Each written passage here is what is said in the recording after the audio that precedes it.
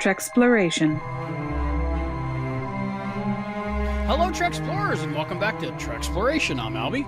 And I'm Chris. And today we are talking about Lower Decks Season 5, Episode 7, Fully Dilated. What is that, 10 Dilated. How you doing, Flip? I don't know, it sounds dirty. Yeah, a little bit in some way, right? I think there's a few ways I could think of it, but I just thought of the beautiful natural childbirth way. You know, what is it, 10 centimeters? Good to go? Sure. You're the expert on childbirth on this panel, and that's saying a lot about our show. I've seen it I've seen it in person actually once, but it was life-changing and beautiful. Well, there you go. I'll take your word for it, and you can live that experience for the both of us. It involves a lot of cottage cheese and a liver. That's all I'm saying. I mean, I love liver. Yeah. So I might be on board. I don't know. Some women actually eat the placenta. There's some... All right, I'm gonna vomit. Okay, that's it. No, we're a family show. I'm not gonna eat anything that comes out of me. All right. Yeah. All right. Let's see. We got some notes already. Let's start there. We got notes. Some messages. Yay! I don't know if it wasn't working last time or what happened. All right. Yeah, that sounds great, Willard. Let's do that. Let's keep that a surprise for the viewers, listeners. That sounds good. So that's Inside Baseball from Willard. Yep. The omnipotent Willard is here joining us. So. We haven't spoken in what, a week now? I thought we were gonna. I can't even keep track, man. I mean, you've been busy.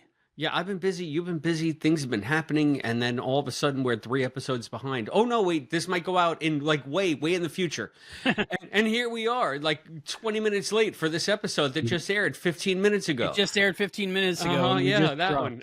It's great. I love how you shake your head at me like, no, don't do it. They like we're still on a podcast instead of a video show. You shake your head like, stop it, you idiot. It's okay.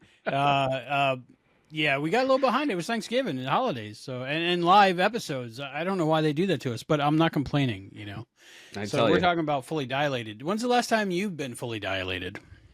I guess the last time I got my retinas checked. Mm-hmm. That's the only dilated I know. I mean, it's not as bad as I thought it would be when I got mine done. I still had the Terminator glasses done when I left, but I was driving by feel. I had to have my arm out the window, and I was feeling the bumps in the middle of the road for the lines. It was bad. Sounds like that's hard on your fingers, right? Yeah, but otherwise you won't go straight and you'll hit a tree or something. I got you. My wife always called those the wraparound glaucoma specs. Yeah, those. They're pretty cool. There you go. They're pretty cool. But I used to think it was like you couldn't see at all, but you can. It's just not as good, maybe. All right. Yeah, no, I can't. No. Yeah, I think I did that once, and it was probably 10 years ago. I don't remember the experience. Were they just looking at your back of your eyeball or something? Yeah, probably. The thing is, the last time I went for an eye checkup, they did look at the back of my eyeball. They didn't have to dilate anything. Well, that's cool. Maybe better technology. Maybe it depends what they're doing. I think I need a cervix. Yeah, you definitely have to get your cervix fully dilated. Yeah, I feel like that's the issue. I think we're cervix impaired on I was show. missing mine, so right. A lot of board nights. Who isn't missing their cervix, really? That's right.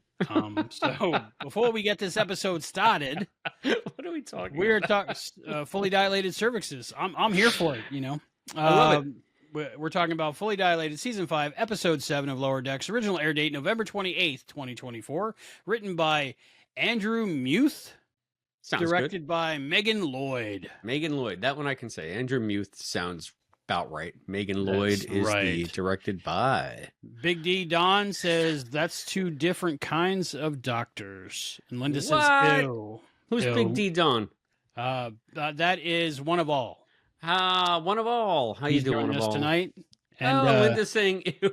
Linda's saying ill. She don't like the cervix talk. Happy Friday night. We have a whole crew here. Treksplorers abound.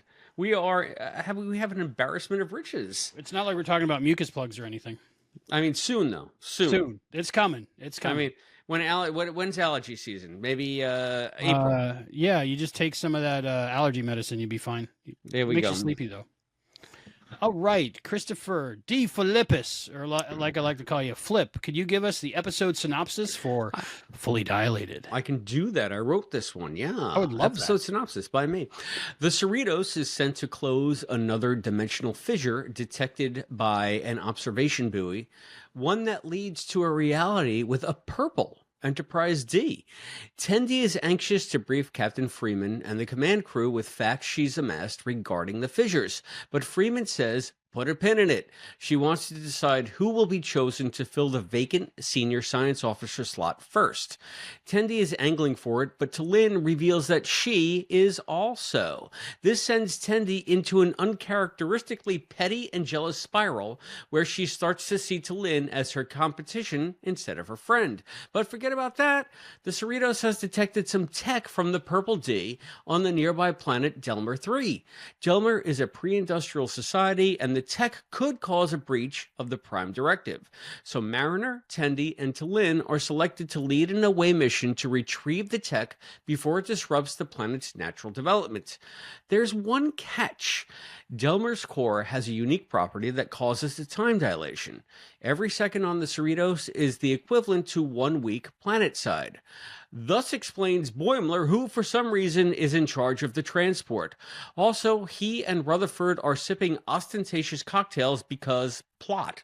Anyway, the landing party beams down, and before you can say interstellar, Boimler and Rutherford spill their drinks on the transported console, causing such a delay in the retrieval that the landing party is stuck on the planet for the better part of a year. Not only that, but they track down the Purple D tech and discover that it is the head of none other than Commander Data, the Purple Dimension version anyway.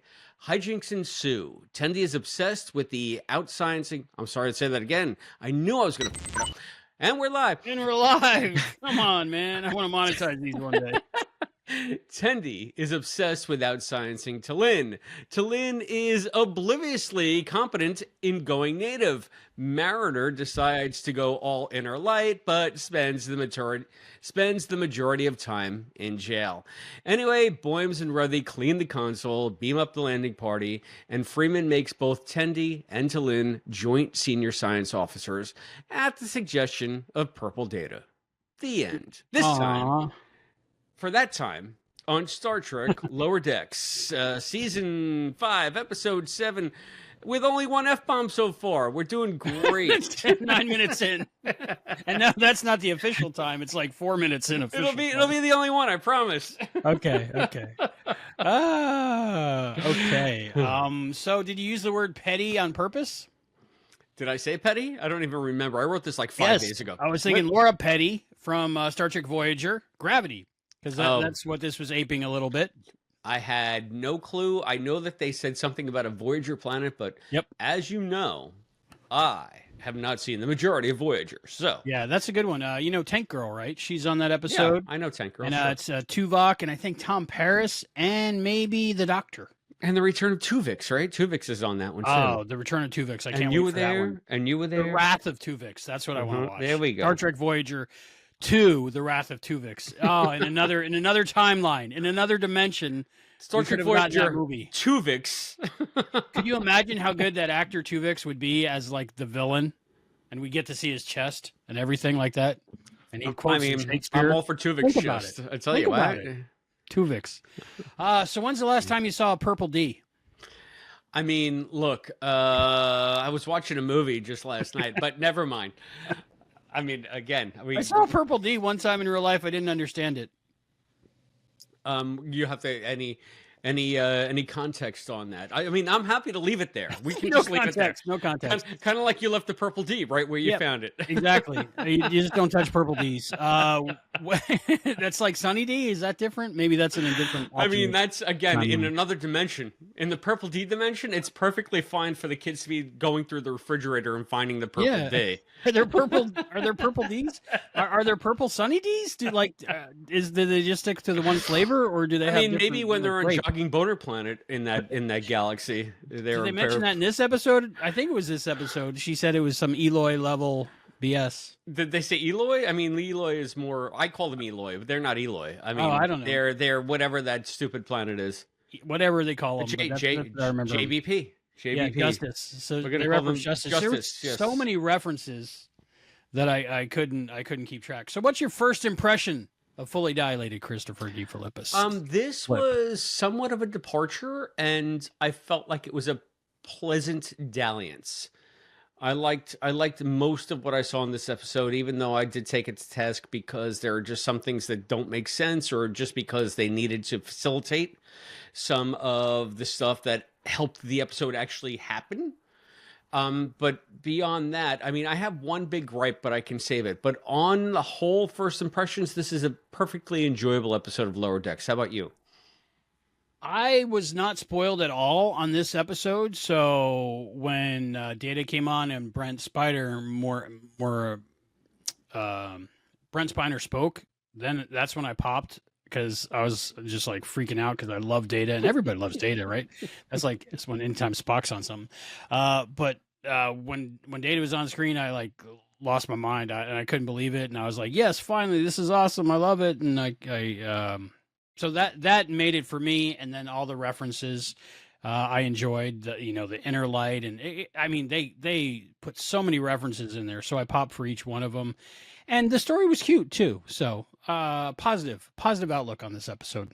I like it. Now, can I ask you something? I mean, maybe this is, listen, I'm gonna be swinging my big purple Dave for a while now. So let me just, tell up with the title for this episode. Let me just tell everybody how they can reach us, tell us what they think, and then we can go on with our discussion. You can always find us at patreon.com/Treksploration. That's where we try to have our main hub of discussion about episodes, and you can join there for free. And yes, bring your soap flute. It'll be nice. You play that a lot better than Mariner does, I'll tell you that. You can also hit us up on the gram. That's Instagram.com/innerlightpod. I'm sorry, no, that's Treksploration Pod.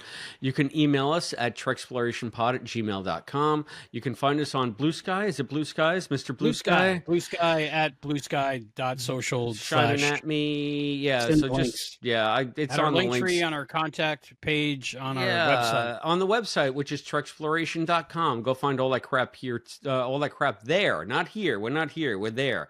You can call description below, maybe. Call us on the phone, 707-847-6682. That's 707-847-6682. I haven't checked it in a few weeks. There might be like messages there from beyond.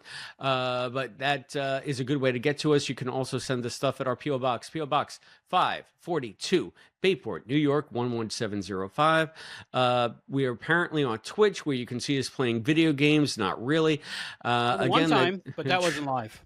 Treksploration.com is our website. So find all of our good stuff there at that new website. It's looking really sharp, man. It's a nice website. And thank you. Work in progress, under construction, like GeoCities. I don't know. I think it's fine. I think there's a little man with a shovel on it, and that's what I thought was pretty sharp. I don't know.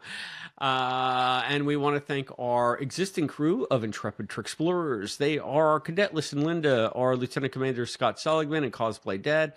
Always stand by and salute our captain on the bridge, Captain Charles from Texas. Captain Charles. And also walk with 2 feet and 1 shoe, as if Billy Mooney is looking over your shoulder, because we have our lifetime member, the omnipotent Willard. He's sort of part of the Q continuum, and I think he could mess you up if he wanted to. So you better be nice to him. Puppies. Or he's gonna wish you to the corn, man. He's gonna do it. Leave you in the Delta Quadrant. I'm telling you. Up from old relics.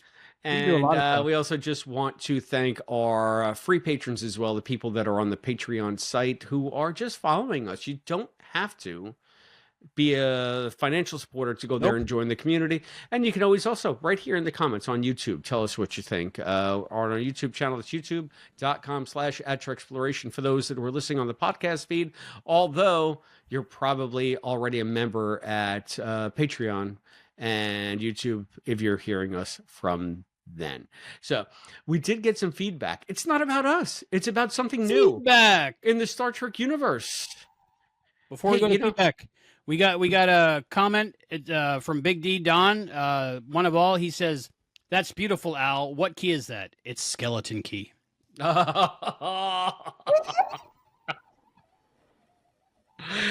Or actually, that was more like Mon key. Mon is like, okay, I'm not even going to go there. We're going with D. We're going with monkey. placentas. Monkey. I thought you were going like Mons. Anyway. Monkey. Monkey. Anyway. Anyway. Hey, did you happen to see that in the last week or so, maybe the last couple of days, that a trailer dropped for a certain made-for-TV Star Trek film that's going to be airing in January. Holy crap, I was so excited. It just dropped and I shared it on the Patreon. I bated breath. I'm sitting there, I'm watching it. I put it on the big screen. I'm like, I can't wait. A couple minutes later, I walked away and went, Yeah. So anyway, as you can tell by that, we're talking about Section 31. Section 31, I can't wait. Yeah, I know that you're a huge fan of Georgiou. I do love Georgiou. Everybody but me seems to be a huge fan of Georgiou. She was good in Wicked. No, she wasn't. I haven't even seen Wicked. I can tell you she wasn't good in Wicked. Wait till you see Wicked and watch her sing. And she wasn't good in this trailer. I can't imagine that woman singing. There's a theory that the trailer tells you nothing on purpose because they don't want to reveal the big whatever it is. Yeah, so you give me your impression of the trailer, I'll give you my impression. You already gave me the right? It's a lot of nothing. Some, exciting sounds and visuals, but like you really can't tell what the story's about or what's going on. I did WTF when we had the what's that alien, half black and half white? Let that be your last battlefield. Yeah, but they should all be dead. Well, but they're jumping around in time because if you notice, the crew is from different time periods. So, one, he could be from before they were all extinct, or he might have left the planet before any of this happened. I know, I get it, but the thing is, you destroy the allegory of that episode by having another one of those lips. They'll fix it. They'll fix it. Or no, they won't because it's Section 31 and they don't give a. We're live anyway. We're live. I'm not gonna criticize until I watch the whole thing. But I was shocked to see that because we've only seen that twice, and one of them was the Joker and the guy from the Goliath Awaits that pulled on his ear. Wait, what are we talking about? Goliath? The 1985 made-for-TV miniseries Goliath Awaits. Have you ever seen it? I don't know what the hell we live on different. Frank Gorshin. Are you sure you're not from a parallel rift dimension? I don't know if you've noticed. We're kind slightly of more purple right now. I just felt like maybe you spilled something on yourself, or you really got into a scrape. It was. I want you to say Michelada. You should see the other guy. Right. I spilled some Michelada all over me. It was pretty bad, but I cleaned most of it up. I can't have those because I'm allergic to shrimp. So. Oh yeah, I had mine without seafood because I got to say no seafood. A little bit of Worcester sauce.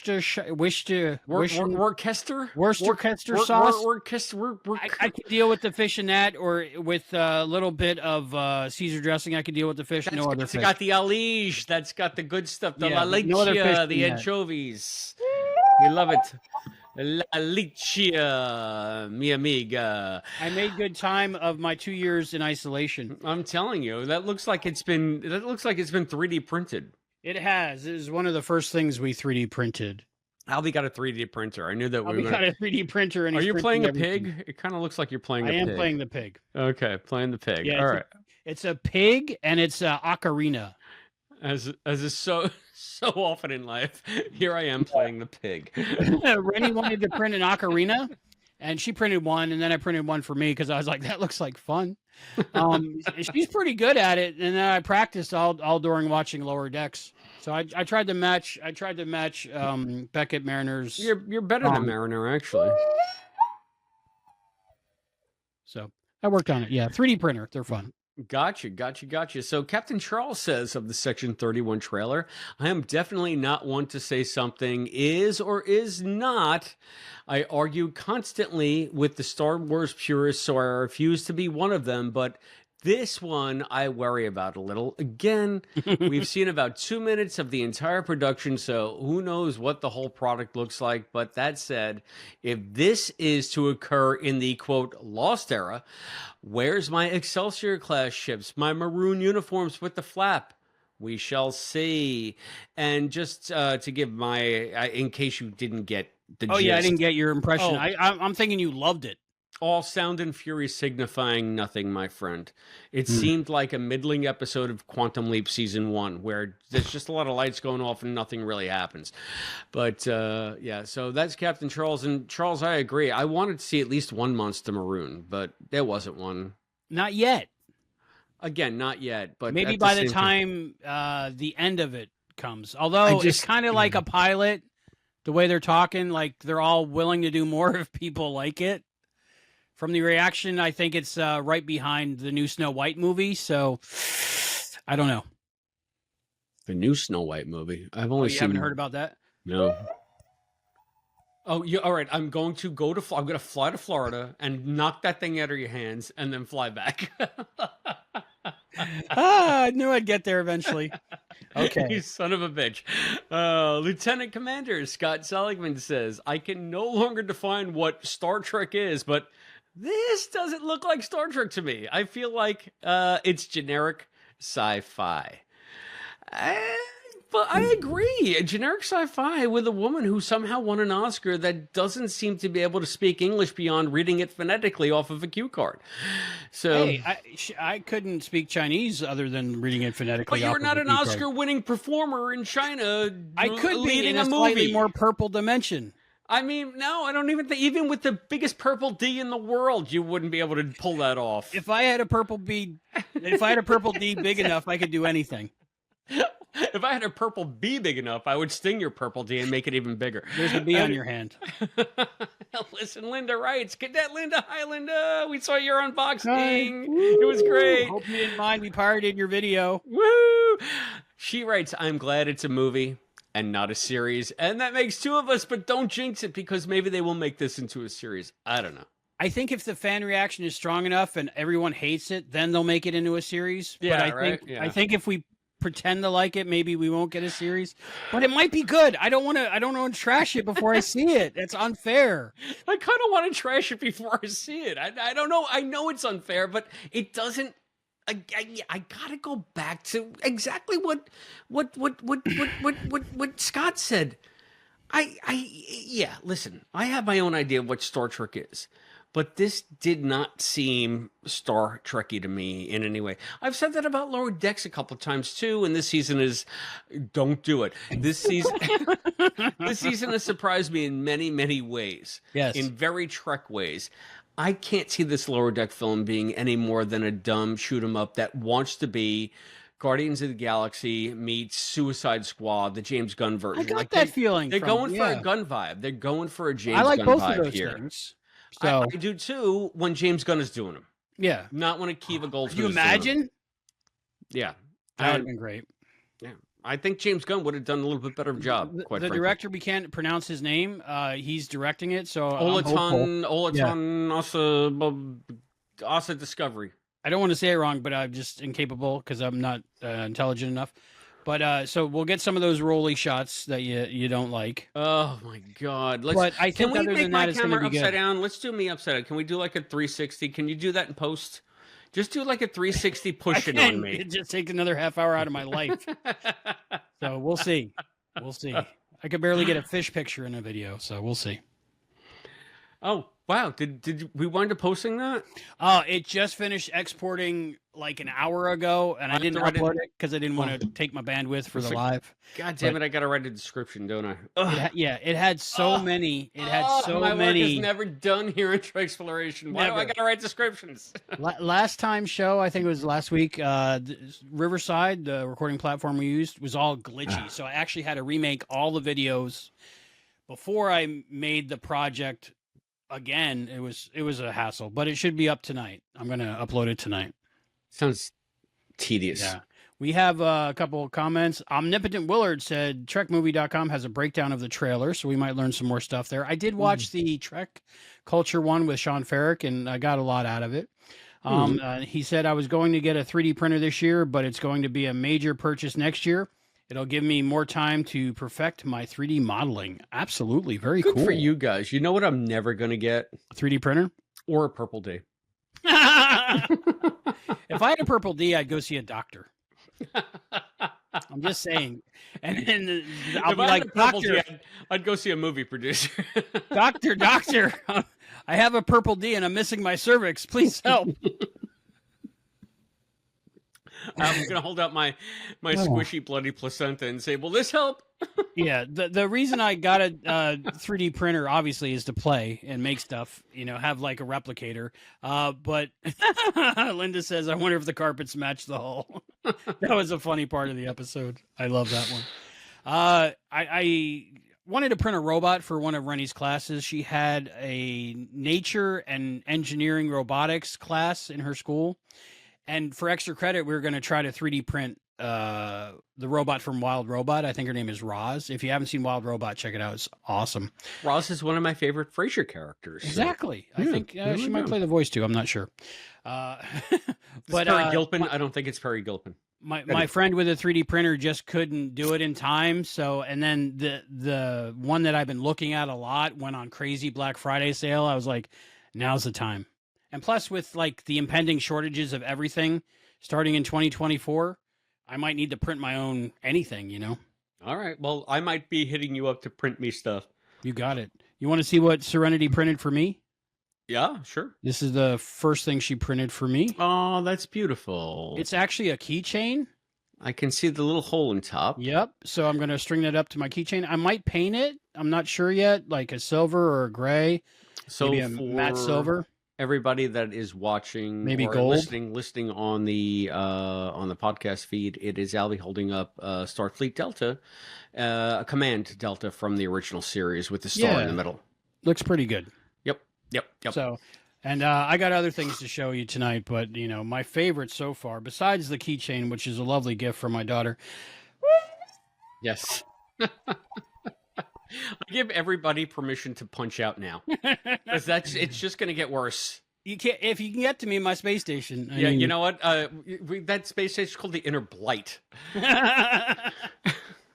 Anyway, we're both sucking down Pellegrinos and power drinks. And... the reason why this is cool is because we are living in the future. Besides being able to create matter out of thin air, or plastic pellets. Yeah, it's more like that string that comes on a weed whacker. That's what it looks like. Gotcha. But she did this on the days that she was at her mom's. She sent it over via an app on her phone to the printer, and it just started printing out. And I got a text, don't look at it until it's done. Aww. And when it was done, it was this. So I was so happy, and I sent her a bunch of hearts. Does it come out like that, or do you got to snap it off of? No, this one doesn't. There's some models that come on like model kit where you more than one piece, and they're on a little grid, and you snap them out and put them together. I got a couple of robots we're building when she gets back, like that. So it's pronounced going crazy. It's pronounced robot. Robot. Yeah. All right. So speaking of robot. What are we talking about? Oh, Lower Decks. Yeah, Lower Decks. Man, you need to lead the discussion on this one. I mean, I have to. Let's feed back to the feedback. I think we did. Any more thoughts on the Section 31 trailer? Oh, I mean, listen, I'll reserve judgment. Of course, I'm going to watch it. I complain a lot, but I don't honestly, and I say this in all sincerity, I don't want the movie to be bad. You're right. You want it to be good. I want it to be good, but I honestly don't see myself enjoying what I've seen there, because everything in that seems to be like hinging on strong personalities that are irreverent. And we've seen the quote Mirror Giorgio trying to be irreverent on Disco for like 2.5 seasons, and that never worked for me. I cannot see building a film around that. I just can't. But that's me. Again, it's something that particularly irked me about Discovery from the time the character was introduced. So I think if she didn't win the Oscar, I don't think we would have this. But I think the higher ups went, she's an Oscar winner. She wants to do the movie. It's a no-brainer, right? So bring it out like 7 years after she got the Oscar and nobody remembers it. Oh, I like her, though. I know you do, and I don't. So that's what makes me the outlier, because everybody I talk to thinks she's fantastic. Yeah. I just want to hug her at a convention or something. Yeah, she ain't. This is not personal. I'm just talking about the character of the performance. Right. Oh, Giorgio, yeah. I'm sure she's a perfectly lovely woman. Well, maybe we'll understand Giorgio better, because I think from some of the shots, there's a younger Giorgio in this also. When Giorgio's funny lines on Disco are talking to Hugh and saying, I will murder your children. Mm-hmm. Oh, yes, that's Star Trek. That's what I want to see in my Trek characters anyway. There's a Kamaloid, right? A shapeshifter. There is? See, yeah. I don't know. That was in the second preview. Did you watch it more than once? I watched it once, and then I was starting to look at the rundown on Trek movie, and I said, you know what? I don't want to know anything about it. I want to go in completely. Yeah. Because number one, Normally I don't care, and number two, I feel like anything that they break down is going to potentially zap any kind of surprise I might get from this, any kind of joy that I might unexpectedly get if I know too much going in. What night is January 24th? Let me look up on my phone here. January 24th is my dating anniversary, by the way. Oh, well, that's gonna usurp my next which is 2 days after my real anniversary, which is January 22nd. So you started dating her after you married her? That's crazy. Yep. I know. That's time dilation. That's the way 24th. To do it. It's a Friday night. It's a Friday night. Okay, because I was thinking we should go live as soon as possible after that one. All right, I'm going to be 55 then, so I can't drive 55. It might be right. Thank you, Sammy. Yeah. So, crazy this episode, drunk drivers, fully dilated. Thank you, Rags. Let's dig into this. So let's talk Would about. There be a movie these days where a homeless dude is named Rags? I thought it was Red. No, it's Rags. Okay, we'll look it up. We'll save that for the. Okay, Linda, let us know what you think about that. Is it Rags or Red?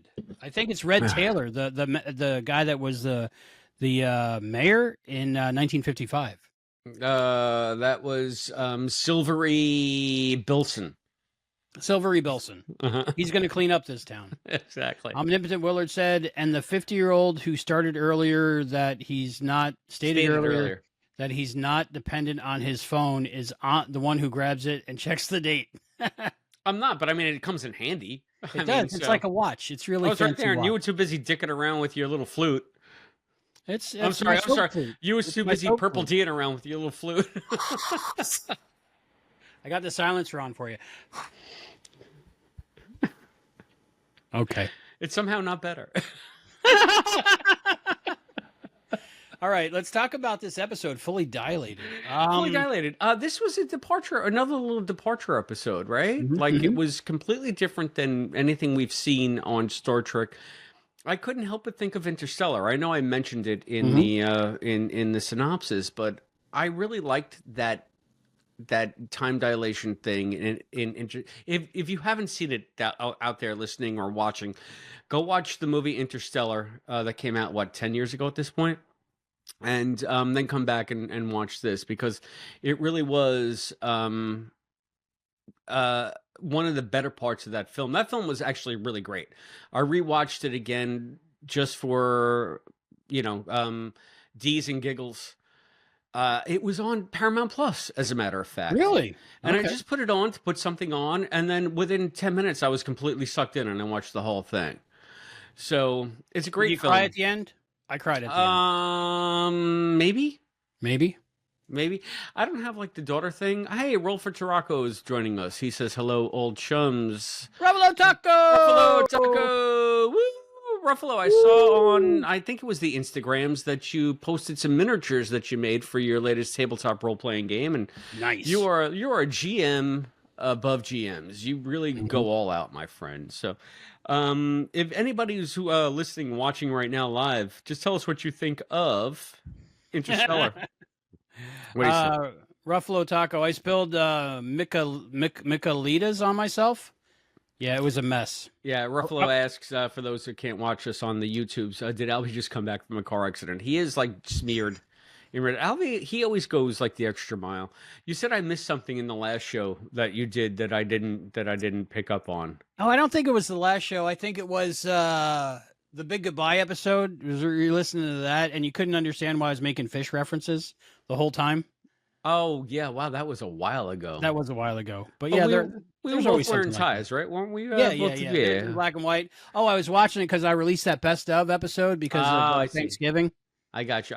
Yeah, sorry for everybody that's out there that relies on the show. I mean, we have no schedule for this thing, and sometimes holidays happen, and then I love you all, but there might be free turkey in the offing, and it's going to win, right? Yeah, it's turkey. It's turkey. In case the implication wasn't clear enough. It's pumpkin turkey. pie. I don't even like pumpkin pie, and that still might win. Big D Don, one of all, says middle-aged men jumps into black hole and to escape his bratty teenagers.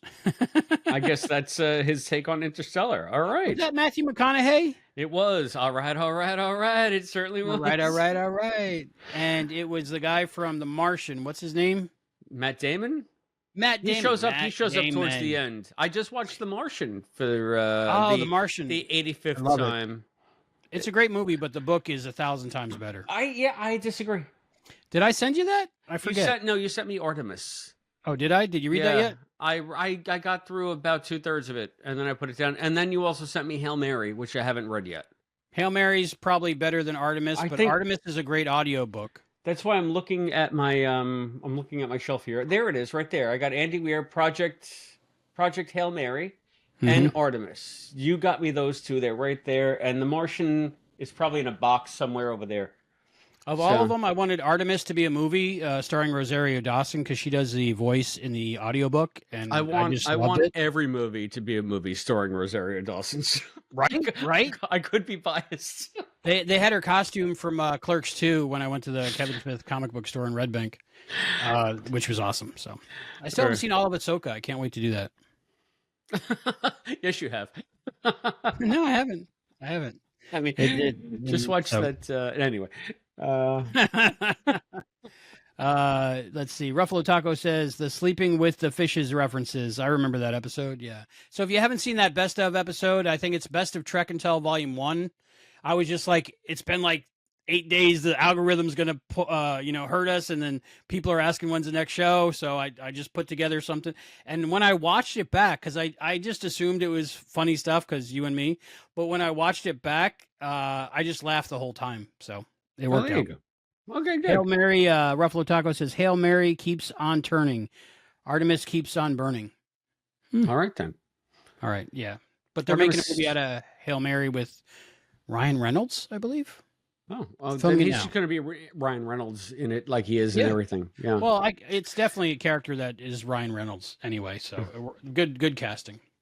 So yeah, they're down on a planet. You got the time dilation like in, what's it called? Delmer 3? No, what's like Interstellar. Like Interstellar, yeah. Delmer 3? And they did the episode, it was Gravity on Voyager, and basically the same thing in the same amount of time. So like it's only a few minutes, I think, on Voyager, but the people who went down to the planet, Paris, Tuvok, and the Doctor, like they were there for years, I want to say, or something. So it was kind of like an Inner Light thing where if you blink, you miss it if you're on the ship, but it affects these characters. And then the next week they're just like back to their same self, kind of like Inner Light. Yeah, sounds like Voyager. Is that the same one where they see the Voyager in like the sky throughout their entire history? But I don't think anybody went planet side on that different one. That's a good one where they're like basically cavemen, and then a few minutes later they're astronauts coming aboard the ship or something. Yeah, it's like Voyager has always existed in their reality because of some kind of time dilation or. Yeah, somebody help us out. Is that the same one or a different one? I think it's probably because I don't remember anybody going down. Okay, so no Lori Petty. I don't remember anybody going down on that Purple D. I might have to update the title on this one. We're getting demonetized before it even anybody watches it. The algorithm watches it. We are going to make so many Purple D jokes on this show. Well, this one's all purple. So did you? Clinton just read OMG. OMG Purple D. OMG. Now, is this Purple D a reference? I tried to look it up, and the only thing I could find was apparently like a Q action figure came with a miniature D. Enterprise D that was in purple plastic because back then the Playmates did like a one solid color for the accessories. Yeah, but I remember like a slightly purple looking Enterprise D on something, and it was like off, and I don't know why, but I don't know what it is. Yeah, I honestly I don't collect toys except for the ones you see behind me. This is my entire toy collection right here. Yeah, I don't have anything. I'm not the guy to ask on that, and half of these things you sent me. Yeah, probably. Yeah. So trying to get you to be one of us. Yeah, Google Gobble, a loving cup. Yep. I think that I feel like it was just another way for them to have a separate reality that's so close to ours, but just slightly different, which I think is pretty funny. And I love the fact that when we have Freeman doing her captain's log in the beginning, she's just like, yeah, they were chasing a clone of Tasha Yar or whatever. It's not in every other Star Trek episode that we've ever seen. Whenever they find a parallel reality or an alternate universe, it's the biggest freaking deal in the world. And they're just like, oh my God. And I love how Lower Decks knows that it's just a Star Trek trope at this point. So even they're just bored with the entire idea of the thing. I thought that was very clever, because I feel like anytime you see it in any other iteration of Star Trek, maybe towards the end of the Mirror Universe stuff in DS9, they were taking it for granted too. But it's just funny that this is now just part of their reality.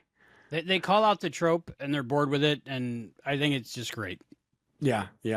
Linda asks, I wonder what Boimler's hair is in the purple universe. Slightly more purple. I'm thinking it's Jack Quaid's original hair. Don says, Big D Don, one of all says, you're going to owe money by the time you're done here.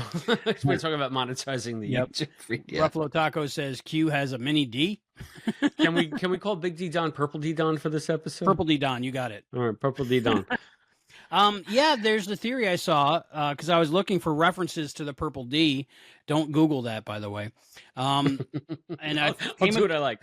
I came across a Reddit thread, and there was people thinking that Boimler's actually from that universe, but then the whole Boimler would be slightly more purple. Now, we've established in universe that we've watched that Boimler dyes his hair purple. Oh, does he? Yeah. But he's growing the purple beard, but I guess you can with the blue light laser beams, right? Yeah. I mean, listen. Sure. I don't think they're really that big on consistency and continuity here, as long as it's funny. So Data, Brent Spiner. Yeah, that's like the big reveal of this episode. And while I was writing the synopsis, I was so into like what the crew was going through. I was like, oh yeah, wait a minute, Brent was in this episode. I don't know about you, and I know that I love Brent. I love Data and Next Gen. I think that it's a cornerstone of Star Trek.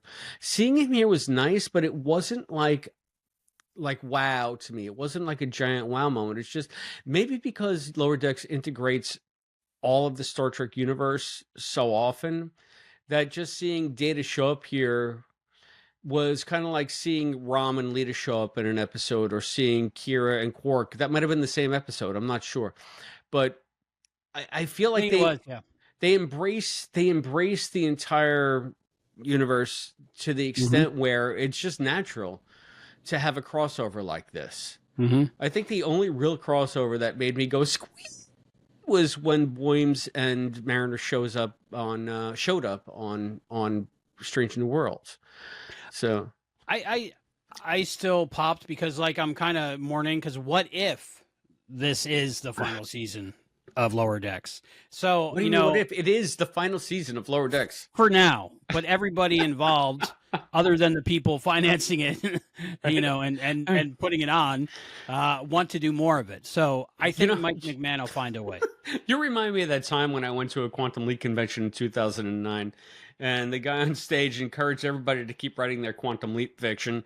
And I kind of contradicted him as a Quantum Leap author. And I said, well, nobody's paying for Quantum Leap fiction. And if you want to be a professional writer, maybe you write your own stuff, because otherwise you're never going to sell it, which is fine.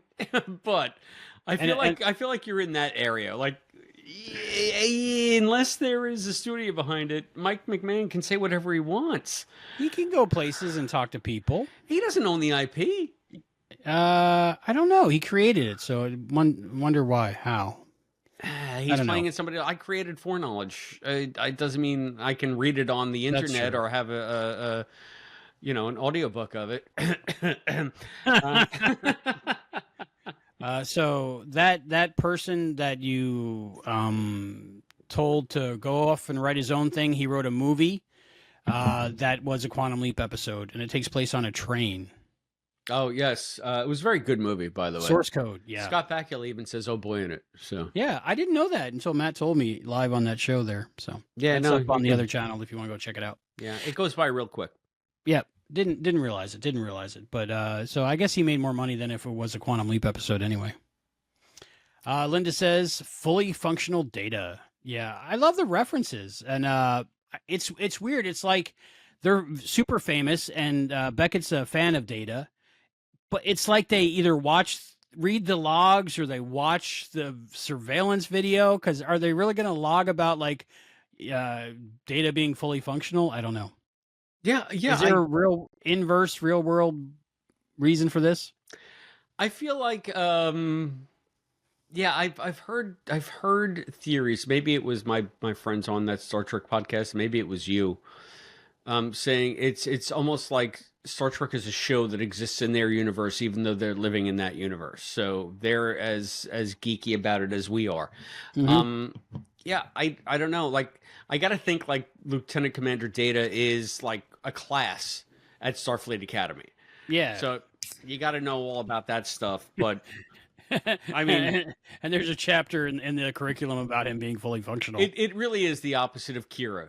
Like one of my favorite things about Kira when they went to the first Mirror Universe episode, she's there, she's stranded, and the Intendant is there, and and then some years ago, James T. Kirk, a Starfleet captain, and everybody's like looking around like, oh, Kirk, and Kira's like, I've never heard of James Kirk. What are you talking about? I feel like we're in the opposite universe here. They've heard of everybody to the nth degree. So, I mean, I like it. Nth degree. That's an episode. Oh, okay. Anyway, so we digress. I enjoyed the Tindy thing where she got to be besties pretty much with Data. I know they had their little struggles, but like I feel now if she ran into Purple Data again, they'd be besties. I mean, Data would be besties with anybody, really, right? That's true. I mean, he's his bestie's Geordi. He had to get home to Geordi. Yeah, I like that. That's one thing I know that we're sort of fanboying about the Data thing, but I think that one of the things that kind of distracted me from the Data thing and made me like, with this episode that gave me a little pause. Tendi doesn't act like Tendi. She is petty. She gets a little frustrated. She's vindictive. She's petty. She's like ultra competitive. That has never been her character. I understand that T'Lyn can be intimidating because she's so smart, so effortlessly smart. Even though T'Lyn doesn't feel that way about herself, she's just being herself. I don't see Tendi as someone that is going to get competitive to the detriment of herself or a friendship. I know she tried to explain it by saying maybe all that time back on Orion has changed me a little bit because she had to be the mistress of the winter constellations for a good while. I still don't. She still was acting like Tendi when we saw her in that milieu. She was the most markedly not Tendi that I've ever seen on this show, and after Miggly Moo, like Tendi is my least favorite character. So I know it's the Giorgio thing all over again. Come at me, I don't care. How can anyone not like Tendi? It's not that I don't like. To me, Tendi is and Rutherford to a great degree are the two most cartoony characters on the show, and Tendi's a little too Pollyanna, a little. So I guess maybe this is giving her a little bit more dimension. Maybe this is what I've been complaining. Maybe, but then all of a sudden she's not her, and I'm complaining anyway. So maybe it's a Chris problem. Probably. I mean, look at that. I love that you said probably. You love me. She's cute as a button, and she's kind. She was a little frustrated and angry in this episode. I think they explained it away with the lack of sleep because she was trying too hard to outscience the other one. She blinded me with science. Terrell? No, he's dead. She blinded me. He killed himself with science. So I think it was that, but I have theories like maybe this planet doesn't have caffeine, or maybe has like technology withdrawal. Maybe she's addicted to whatever computer system she has, or a holodeck. I know Mariner mentioned kill for a holodeck. Yeah. But like, so they're out of their environment and they're trapped. And as far as they know, if like there was like a real problem and an hour went by on the ship, they're dying of old age on that planet. So I could see where she could be more frustrated than normal. I get it, and I just feel like this was another one of the things because plot. Because they needed to have some kind of conflict in the episode, so we're going to make Tendi act not like Tendi, so that we can have a reason to bring Data's head back to life. I don't know. It's not a big deal. It's not. I'm not going to crap all over the episode because of it. It just struck me as I don't think that Tendi has ever really acted like this, and I don't see her acting like this again. I think it was just circumstantial for the purposes of this episode, or as I like to say, because show. Yeah. No technology, no caffeine, maybe no processed sugar. There could be a lot of things. I feel like they don't eat processed sugar on the Enterprise. Probably not. A, B, C, or D. Ruffalo Taco says 10D, Purple D, Q's Mini D. There's a lot of D's in this episode. 10D. That's the Purple D's bar, the 10D. That's funny. It's also Purple Riker's favorite holiday program. The 10D. I like that. It does seem like a waste that the Enterprise D is just gray when it can be any color. Ruffalo Taco Roll for Tarako says a planet without caffeine is a planet I don't want to visit. I agree. I kind of need it to live. You'll get over it once the headaches go away. 3 days or so, right? Something like that. It takes a couple of days, but you'll be like, ooh, life is a lot clearer now. So we're Data being on the planet or Data's head might have, for you, that pushed me to a higher number in my rating, I think. That's cool. So what do you think though of like the planet thing? I mean, Snell was just like an obvious foil. I think they even sort of made fun of the fact that they were using that sort of trope of the lurking stalker. It's like Gladys Kravitz of Delmer 3, basically. Mrs. Well, and they said it was a Carbon Creek situation. Why is there always a lurker? That was funny. Yeah. Anytime they called out Carbon Creek, I love Carbon Creek. Anytime they call it Enterprise, Carbon Creek's a great episode. I love that episode. It's amazing how they can fit so many references in and make it make sense. It's amazing how they can fit so many Purple D's in. Oh wait, that's Riker's holodeck. I'm sorry. Well, if it's fully dilated, you can fit more Purple D's in. What the hell are we talking about? This one is rated E or rated D E for everyone. Rated E for everyone. This is rated Purple D. Rated Purple D. Yeah. They had to go in knowing that was people were going to make fun of that title, but even the titles are funny, so I like that. You know what I really appreciated? The artwork in Lower Decks is just amazing. And one of the things that I kind of went, and it kind of touched me was while Mariner Beckett was like laying in the living room and the sunlight was coming in the window and there's just the dust particles. I was like, this is absolutely beautiful. Yeah, they do a lot of, I don't know what it is this season. They've really upped the game. I don't know if it's digital. I don't know how they're doing it, but it's like, all of the ship shots, or absolutely every shot's a hero shot that looks almost photorealistic. I'm loving but not too much. Yeah, exactly. They're still keeping the Lower Decks feel. Yeah. But it's almost like they're trying to make their own movie every episode. And I guess they realize, hey, we're an animated show. We can draw anything. Let's just do it to the hilt. And that's one place where I see that the episodes have evolved. Linda writes the music is great too. Linda, you're absolutely right. Every time it's like every episode is evocative of the TOS movies to me. All of their incidental scores, what do they call them? Suites, right? The suites for the episodes. They sound like something out of Wrath of Khan or Search for Spock, which I absolutely adore. So yeah, the animation is done by... I can't like stress enough how beautiful a lot of this stuff has gotten. And it's so beautiful and comedy at the same time. So it's like the best of both worlds. That's an episode. I think it's Titmouse is a company that does the animation. And my thought is, like a lot of shows or a lot of things you do, pretty much in pop culture will be forgotten in a few years, 10 years. It's totally out of, the zeitgeist.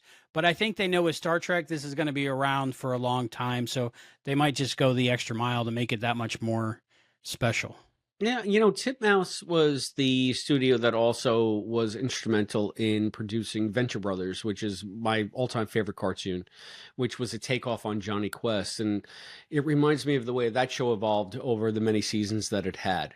it went from being very sort of not slapdash, but it was just a little cheaper and then it got a budget, and then it got a following, and then it became such an amazing show with so many details. And especially when it was on the cusp of HD, like it was during that transition from SD to HD. So once it went to HD, the palette of basically that Johnny Quest universe that they were trying to ape became its own thing. It was so amazing. So I'm just saying that's my props to Titmouse Studios. I think that they know how to do it. Anyway, they know how to do it the way that I like it. With the purple D. Hey, get out of my head, man. All right. We will be taking calls in a little bit, but that part is coming up where, let's see, after we talk about the last couple things we're talking about this episode. Yeah, we'll let you know about 2 minutes ahead of time. Yeah, we got to figure out like what else to talk about here. I mean, besides, it was great to see Brent. I mean, it was great to see Brent. The Mariner trying to do her own inner light. I thought that was great. A good self-referential thing. I mean, sometimes with the soap flute. Yeah, sometimes Lower Decks can get too self-referential, but I feel like they hit a balance on this one. I love the fact that it never even worked out for her. So, no, she kept trying, but she did make friends with at least 2 murderers, and she kept her soap flute. So that's pretty cool. I mean, it looked like a recorder almost. Did you feel bad for Snell? I kind of did.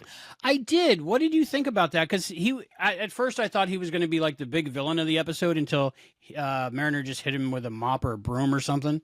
And I was like, oh, this is funny. But yeah, he won't be believed. I think if we were going to get another season, I would see Snell and Peanut Hamper team up to like try to take over the Cerritos. I would want to see Peanut Hamper disappear into a dimensional fissure, never to return. You know I have a 3D printer now, right? I'm going to try to print Peanut Hamper. You go for it. Okay. You can have that in every exocomp you want. Just don't send me one. Aww. I never thought I'd hear or see somebody say that sentence. You're welcome. Yeah, but she knew she had to make a friend, and she knew she had to learn to play the flute, so... I see. Yeah, I mean, that was a nice self-referential gag. And I think that was a good use of Mariner. I think that she was at her least annoying in this episode because they had to give that role to Tendi, quite frankly. Yeah. So, I mean, yeah. And T'Lyn was just, I wish there was a little more T'Lyn stuff in this.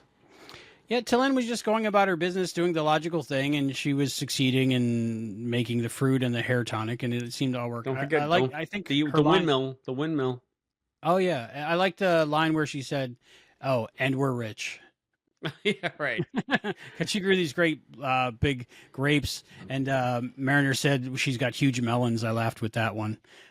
I can't drink beverages while I'm watching this because I end up spitting out, doing spit takes. Well, you know, it happens when there's too much Big D. Big D and huge melons. Cadet Listen Linda says a lot of people compare Lower Decks animation to Rick and Morty. Yeah. It's similar, but I think this is more artistic in a beautiful way. And I think they do better with some episodes with layering and lighting. Maybe, but there are some beautiful episodes of Rick and Morty. Have you watched the anime one yet? I watched the first one or two. Through like half of the first one. Yeah, it didn't suck me in. Yeah, anime just bores me. I've tried several shows with anime, and there's just a sensibility about it that I find extreme. I mean, Cowboy Bebop, which I love the live action show, which on show. I tried to watch, and I couldn't get through the first episode of Cowboy Bebop. And I don't know if it's a pacing thing and an animation thing. Although I kind of like the animation, I don't mind it.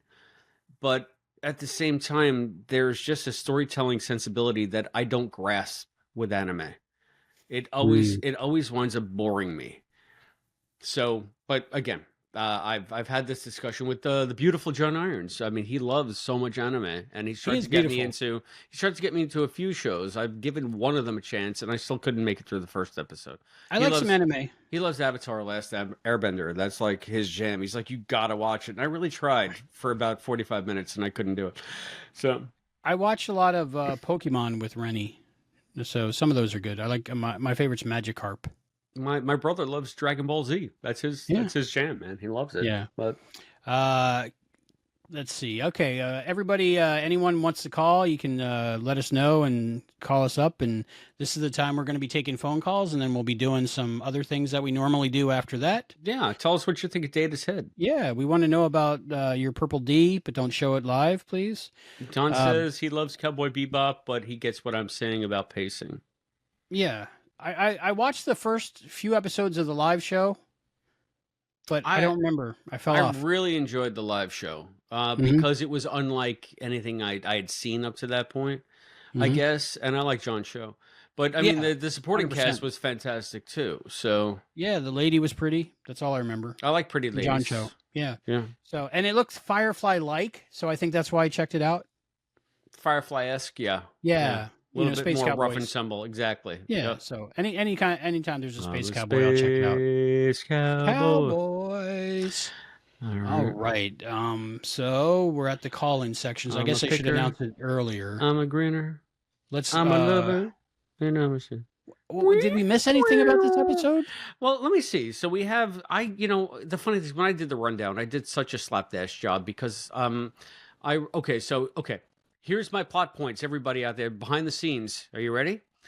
A take on Interstellar. That's the one. Here's Data. And then I write Mariner's story, Tendy's story, Talin's story, Boymes and Ruthy, question mark, question mark, question mark. I don't know what more there is besides Snell.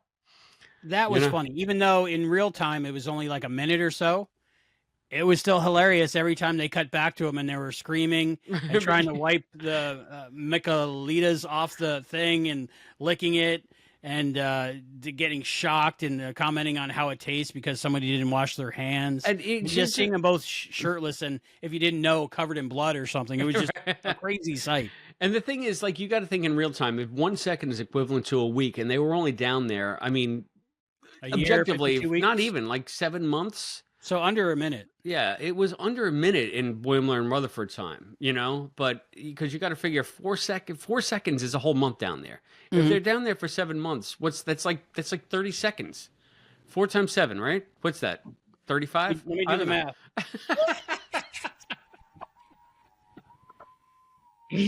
Yeah, I think you're right. So, but Linda wants to know what's the thing with the uniforms? Why were they not absorbent? They weren't. I think that they absorbed anything that could be absorbed, and the drinks had too much sticky goo. Maybe they're like that moisture wicking stuff that doesn't absorb it. Or, have you ever tried to dry your hands with one of those microfiber towels? Oh, those microfiber towels. They're just the worst. Like, sometimes I buy them by accident for the looks. Like, I got Halloween ones. They're Target had pink and black spider. And pink and black something else, maybe spider web, and it said "eek" on it with the spider talking or something. So I got those for the stove to hang on the little bar, for emergency pot holders. But you can't dry anything with them. What are they made out of? I don't know. I think aren't Starfleet uniforms they're replicated, but I think they're replicated algae. Is that right? They're algae mimicking velour. Okay. Yeah. Anyway, that's the way I see them. With hidden zippers. Yes. with lasers. Don is a midnight toker. We have a call coming in. I'm a picker. It's Willard. I'm a grinner. Hi, Willard. I'm a lover. And let me see if I can let Willard And I'm a sinner. We're transporter initiated. Hey, Willard. How you doing, brother? I'm Mr. Willard. Hey. How you doing? Please turn your radio down. First time, long time? Yeah, Poughkeepsie, go ahead. Just a sec. You got it. Oh, always mark that, what is it? That you're wearing headphones. That might be it. Yeah. Did you want to sign out and sign back in? Yes. Okay, say you're wearing headphones. That's a little hint for everyone that calls in. That way we won't get that radio feedback. It's gonna be nightmarish for anybody listening on the podcast feed. You're listening on the podcast feed right now, Walking Penny in the future. I am, yeah, in the future. Hi, future me. How's Penny doing? She's doing great. She just got groomed. She looks so adorable. She always She's looks the adorable. I want a sweetest penny little mug. kid. Just saying. I want a penny mug. You should market that. Penny mug. Yep. Big D says I'm a midnight toker. Yes, I've been singing. Right. I've been singing a lot of Steve Miller bands. I saw Steve Miller Band live. Did you ever see Steve Miller Band live? No, I saw Bad Company live. Oh, Bad Company. That's the only song I know from them. Did you watch Joker Part 2? Company? Yeah, it's the only one I know. Folie du. No, you still have to pay for it. I'm not going to. I'm going to watch it when I can watch it for free. Okay, well, come to my place. Gotcha. Omnipotent Willard. He's back. He's back better now. I don't hear an echo. Perfect. So. Okay. Perfect. Actually, in my situation, I put using headphones, and that's what caused it, because I'm not actually using headphones. I was hoping it would stream through the hearing aids. But it didn't. So. Gotcha. So, sounds very involved. I don't think I could do it. Yeah, it's too. Someone. You got to be tech savvy to live nowadays. All I know is you got to turn it off and turn it back on again. That's all I know. That works with most things. I tell you. So you have yet to turn me off, Christopher D. Phillips. Oh, well, it's I don't want to make a Purple D joke because I ain't joking. Omnipotent Willard, what's going on tonight? It is Taquito night. Welcome to Taquito night, Omnipotent Willard. I'm sorry, I had to think a minute what you were saying. What that drink was called. Yeah. Yeah, Roll for Traco says, "Hey, it's Willard." So hey, it's Willard. What's got his own fan base here. Yep. So, what did you think of this episode, Willard? What did you think of Brent's appearance? Brent's appearance. I was excited to see Brent's appearance. I know we're not talking about the future, but one of our future episodes, there's several things to be excited about that we'll get to. I've had to compartmentalize that so I could talk about this episode. Yes, so much. Hopefully before 2025. Yeah. I know Christmas is coming up, so. Christmas is coming, but we got a plan, so hopefully soon. We got to catch up now, that's for sure. Yeah, that's definitely for sure. Yeah. So I was like, should we skip these two? Do them out of order. I was like, no, we got to do them in order. I half expected you to announce you were going to do 3 episodes tonight. Yeah, I would, but Chris has a life and a job and a wife and dogs, and I mean, I'm just here in the space station floating along. We might do one more tonight. I don't know what time. You never know. It's already midnight. Depends how we're feeling. Yeah, we've already been on for an hour and a half for this one. I want to know, one I think sort of missed opportunity is that did we not get any City on the Edge of Forever references, because the way she had Data's head hooked up, it kind of reminded me of Spock doing duotronic circuits with stone knives and bearskins. It gave me that feeling, yeah. Yeah, it never even crossed my mind, but now that you mention it. For Lower Decks to miss an opportunity to make a reference. Yeah, that should have been in there. You're right. I guess they can't think of everything, but that would have been great if she's like, what are you making out of stone knives and bearskin? Maybe that stuff wasn't recorded, so they don't know about. Oh, yeah, that's true. Like maybe they just know that they went to the Guardian and came back. Yeah. Now we have to go back and watch every episode and see if they mention anything about Edith Keeler. So maybe they had that in mind, that joke in mind, and they had a big discussion in the writers' room, and they said, "Well, they wouldn't know it, so we can't use it." I'll give them the benefit of that doubt. Maybe they got integrity. What was your favorite part, Willard, of Fully Dilated? Oh, you're going to make me go back 3 weeks. Yeah. We're time travelers over here. I tell you, with Fibo Fog, plus age, wow.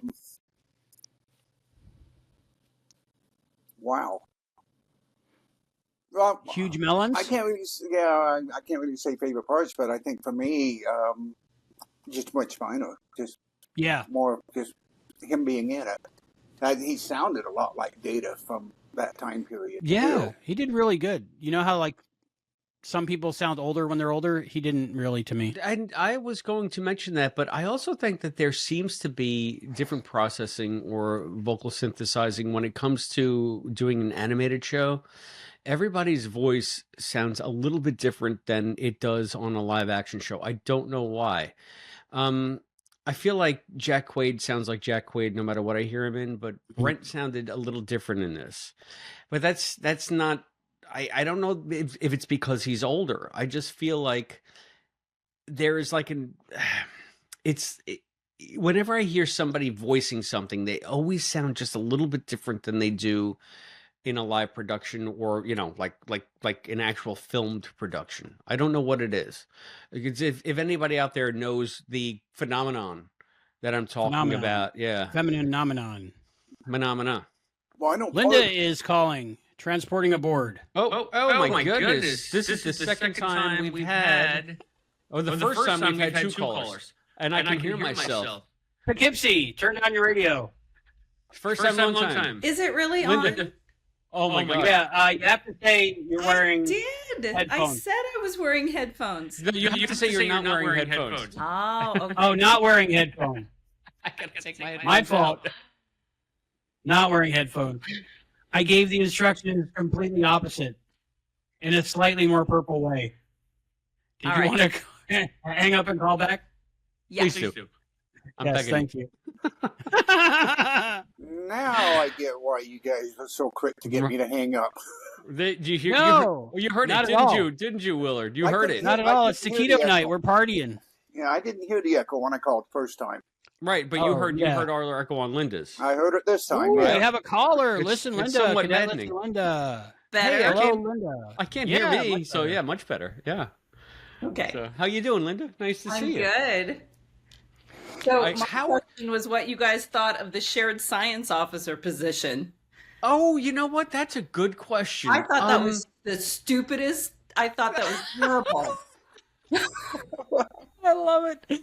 I tell you what, I was trying to think back to any sort of iteration of Star Trek where you have two officers doing one job. I was thinking of The Office, when they had the shared, manager. That was stupid too. Yeah, I yet another because show thing. Yeah, I think I obviously on any Starfleet ship that job would have gone to Lynn. I think because Vulcan. Because Vulcan, yeah. Mm-hmm. I mean, maybe I'm a sucker for Vulcan science officers. I don't know. Aren't we all? What do you think, Linda? So you said it was stupid, but can you see it working? I don't see it working, quite frankly. No, it doesn't you make have to much have sense. chain of command. Mm-hmm. Yeah. Thank you for bringing that up. Maybe a night one, and I always wonder about shifts on a starship. Yeah. What time is it? It's showtime. It's taquito night. I think if anybody could do closed science officers. Mm-hmm. You know what? I had corn dogs in the last one, and my blood sugar shot way up. But I love taquitos. I buy the cheapest ones in the biggest box and throw them in the air fryer. I think that's a taquito, right? The little roll-up thing. I'm not sure. No, that's the purple D's that you buy. The cheapest ones in the biggest. I don't buy purple D's. I'm offered purple D's. I think if any two people could share that position, it would be those two. Well, you know what? I would tend to agree if Tendi was acting like Tendi. But in this episode, she proved that she can't share a damn thing. So maybe we'll find out different later in season 6. Well, maybe if it was like in shifts, because don't they have like the different shifts? They were talking about what was the name of the other shift? There was another lower. Oh, they had that Delta shift. Yeah, Delta and Beta. I think it was Beta and Delta. But we're skipping the timeline though. Yeah, we're sort of breaking the timeline because that one hasn't aired yet, technically. Yep, we're still in the past from this point of view. But apparently, in the real world, outside of Treksploration, time goes by faster than in Treksploration time. That's true. So I mean, we got that going for us. 3 seconds has passed here. Yes, 4 weeks has passed out there. Now that we have Cadet Listen Linda and the omnipotent Willard on, do either of you have a Trek Intel at hand? Oh yeah, I do. Okay, what do you got? The omnipotent Willard. And I think it's funny you guys had a lot of conversation about Discovery at the beginning of this episode. Mm-hmm. I'm half tempted to buy you guys a copy of this and send this to you. Let's see if I can get the. If it's disco related. Ooh. The complete series. The complete series. I didn't even know that was out. Is that wow? Is that Blu-ray? Yeah, Blu-ray. What's it say on the hype sticker on the front? What's the bonus 15 hours stuff? of special features. Oh, you're going to want it now, Albie. 15 hours. Yeah, of special I'm already features ordering on it. a bonus disc. I haven't. I'm going to minimize you guys and go order it. I'll be back. But are there any commentaries? That might be the decider for that me. I couldn't tell you. I'm the opposite of you guys. I have to take my glasses off in order to read. Believe it or not. Interviews, behind-the-scenes footage, featurettes, gag reels, audio commentaries, and deleted scenes. Gag reels and audio commentaries. Yeah, you got Albie. I'll order it. I may not open it out of principle, but I'll order it. Well, that's. I hope you enjoy that, Willard. I hope you enjoy that for the both of us. If I ever get to it, last year I bought the complete series of Next Generation, Picard. Oh, nice. I got the special set of Picard that they came out. Yes. I love that. I haven't bought it yet. I bought a 3D printer instead. It's about the same price. Yeah. I got DS9 and Voyager. I basically have everything now but the animated series and the current airing shows. So let me ask you, Willard, because I have a friend like this who's absolutely insane. Me? No, believe it or not, I have another friend even more insane. He will buy media, but he won't watch stuff out of order. So, like, say he's collecting stuff over the last 20 years. He's still like 7 years behind on watch. So he'll buy like the complete box set of Greatest American Hero. And I would tell him, have fun watching that in 10 years because you're still on the VHSs of Tron that you bought when you were 15 or something. Like, he will watch stuff in the order that he's bought it. Do you do that? I don't watch them in the order that I buy them, but I do like to watch my shows in chronological order. Okay. Mm-hmm. So with Star Trek, then you gotta wait. I don't like to jump into the middle of a show, of a series. So, like, Blue Bloods. Blue Bloods just ended. I've never seen it. I was tempted to start watching it a couple years ago, but I would have had to go all the way back to the beginning, and I just don't. No, but I get that. But say you bought like Blue Bloods, the complete series, but you have Disco Now, and you have the Picard, and you have TNG. I'm not that bad. Right, so you would watch Blue Bloods if you bought before you watched the other stuff. Yeah, I'm saying my friend watches it in the order that he bought it. Oh, no. That's weird. Yeah, he's kind of crazy. Albie and I have a lot in common, and I say for him and I both to say that's weird. Yeah. Maybe one day I'll become omnipotent. I don't know. Linda, I hate to cut you guys off, but we have Linda here, and you have to tell me. Okay, I loved the unboxing video that we pirated. Yes. Do you mind just pirating? Are those wines any good? I'm trying to get that photo, but their website's not working. You know, where it's like you vote for the photo. It's just it's not working. And I told him, but I don't know if it's working yet. So. Gotcha. But I mean, were the wines any good? I mean, how are you liking them? I've loved them all. I have loved them all. I'm actually waiting. I have a couple of cabs that I was going to taste because you're a fan of cab, right? I like any red wines. I'm a huge fan as long as it's not too sweet. So I like a dry red. Do you have any in front of you? Did you open today's? It's almost tomorrow. I don't have them here right now.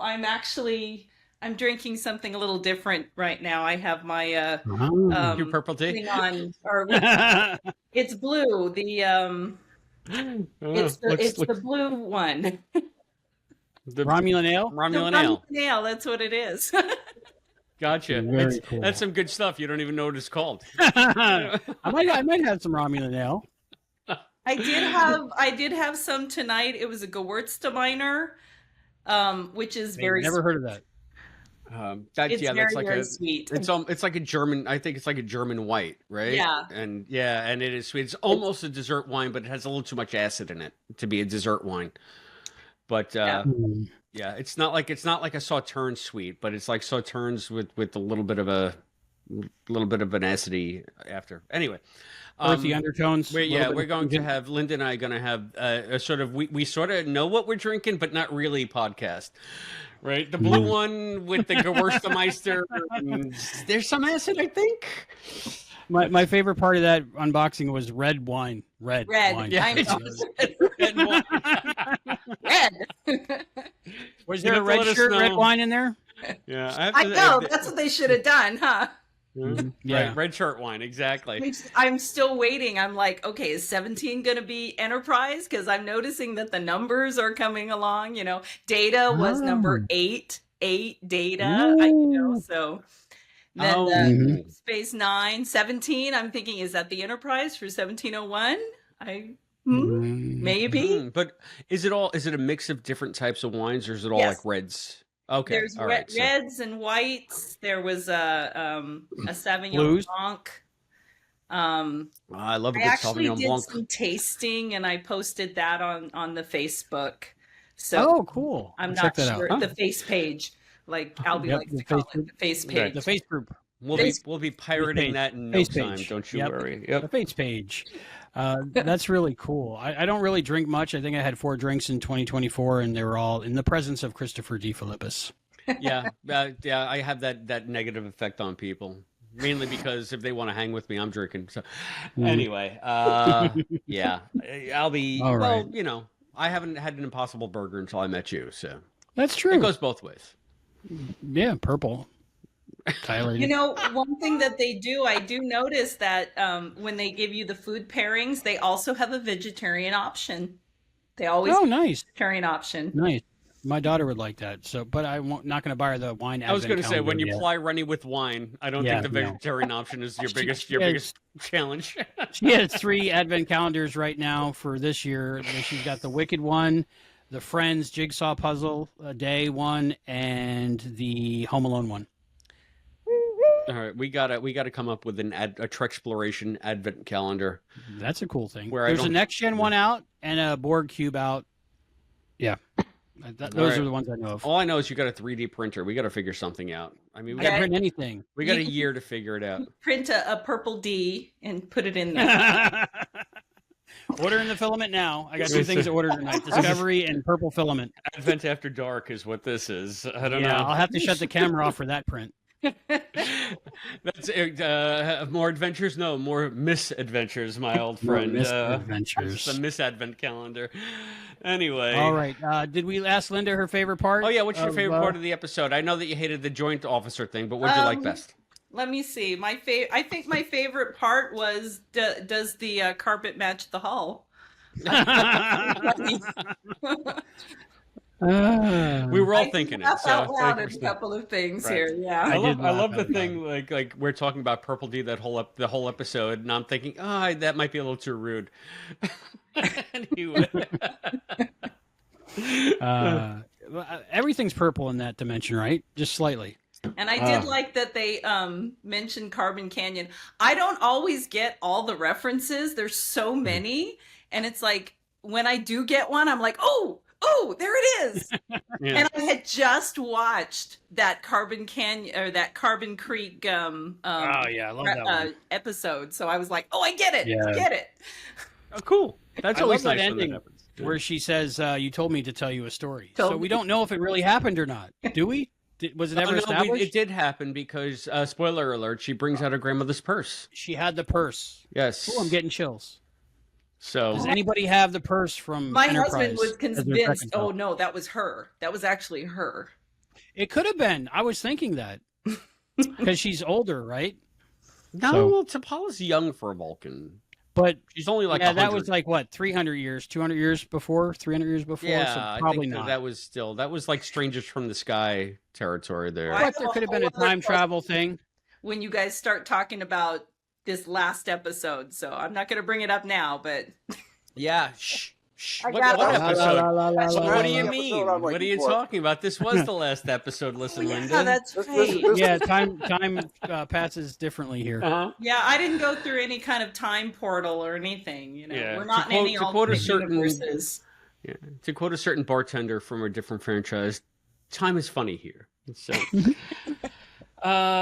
anyway, I think that this is a first for us. The first time we've had 2 callers at once. So I want to thank you both for yet another, Linda, part of yet another Treksploration first. And this is, I didn't know we could do 2 at once. Me neither. I just picked up the phone and it worked. Learning as I go. Slightly damaged over here. There was another purple D joke in there somewhere, but I think we should maybe just leave it at that. I want to see Snell come back. I think we're going to see, like you said, the wrath of Snell. But by that time, no, he'll be like 1,000,000 years old. Oh, Don tried to call in. Two Thumbs Don. He doesn't have a camera. But he doesn't have a camera, so it's okay. How did you send me all those Polaroids? Wait a minute. Challenge accepted, Albie. Oh no. Maybe next time, one of all, Purple D Don through the mail. He says could be. Yeah, maybe next time we could try the 5-way. We'll see. I am just I'm happy that Albie came on in the aftermath of the drink instead of coming on with a giant drink with shrimp sticking out of it, because I can't imagine how bad the space station would have smelled. I had enough time, but I would have had to locate like rubber shrimp, prop shrimp, because I couldn't take the smell of the real shrimp. So let me ask you one thing that kind of bumped me from this episode. It's a pre-industrial civilization where they're just live. How did that palatial estate, where they just happened to hole up for a year, wind up being abandoned on the side of a mountain? Like it's this beautiful location. And you feel like in a society like that, pre-industrial, like there would be families that pass land down from generation to generation. Obviously, there was some kind of squire living there at some point. I don't know. It just Willard. They needed some place to live, I guess. So why not make it a pretty place to live? What do you think, Willard? I don't know. You're asking me a tough question tonight. Well, you're the omnipotent one, so I was going to you first. About me, I like Discovery, and I know you guys don't. I like everything. It seems like I have a friend. I usually do. Well, I have a friend that if I tell him that something's not good, that a show isn't any good, he says, "Oh, it must not be good because you don't like it, but you like everything." Gotcha. Yeah, I don't like everything, but I'm just so open to shows. I mean, Section 31. Again, Chris, gotta disagree with you. I'm looking forward to it. Well, it's okay. You can disagree with me all you want. It doesn't mean I'm wrong. Well, I'm looking forward to it. I'm hopeful that my first impressions are absolutely wrong. Yeah, You hold your breath, my friend. You hold your breath. I try not to have any opinions until after I see it. Yeah, that's the right way to do it. Yeah. Chris, I did want to point out, you noticed one of my companions back here in the background. Yeah, Lemonade. What's that? Lemonade. Lemonade, yes. Aww. Yeah, I over here too, but you can't see him through the box. Actually, my girls are downstairs, so I think there just barely see his ear right over the candle. Ah, okay. There he is. I think there was a big tree that fell on the house, Chris? I'm not really sure. What I really would have liked about that house is if there had been some kind of lore around it being haunted, or like if you want to do like a Mosses from an Old Man's kind of thing, or an M.R. James kind of thing, where it's some sort of like eldritch horror house, like that's just in the countryside festering and collapsing, like something out of Lovecraft.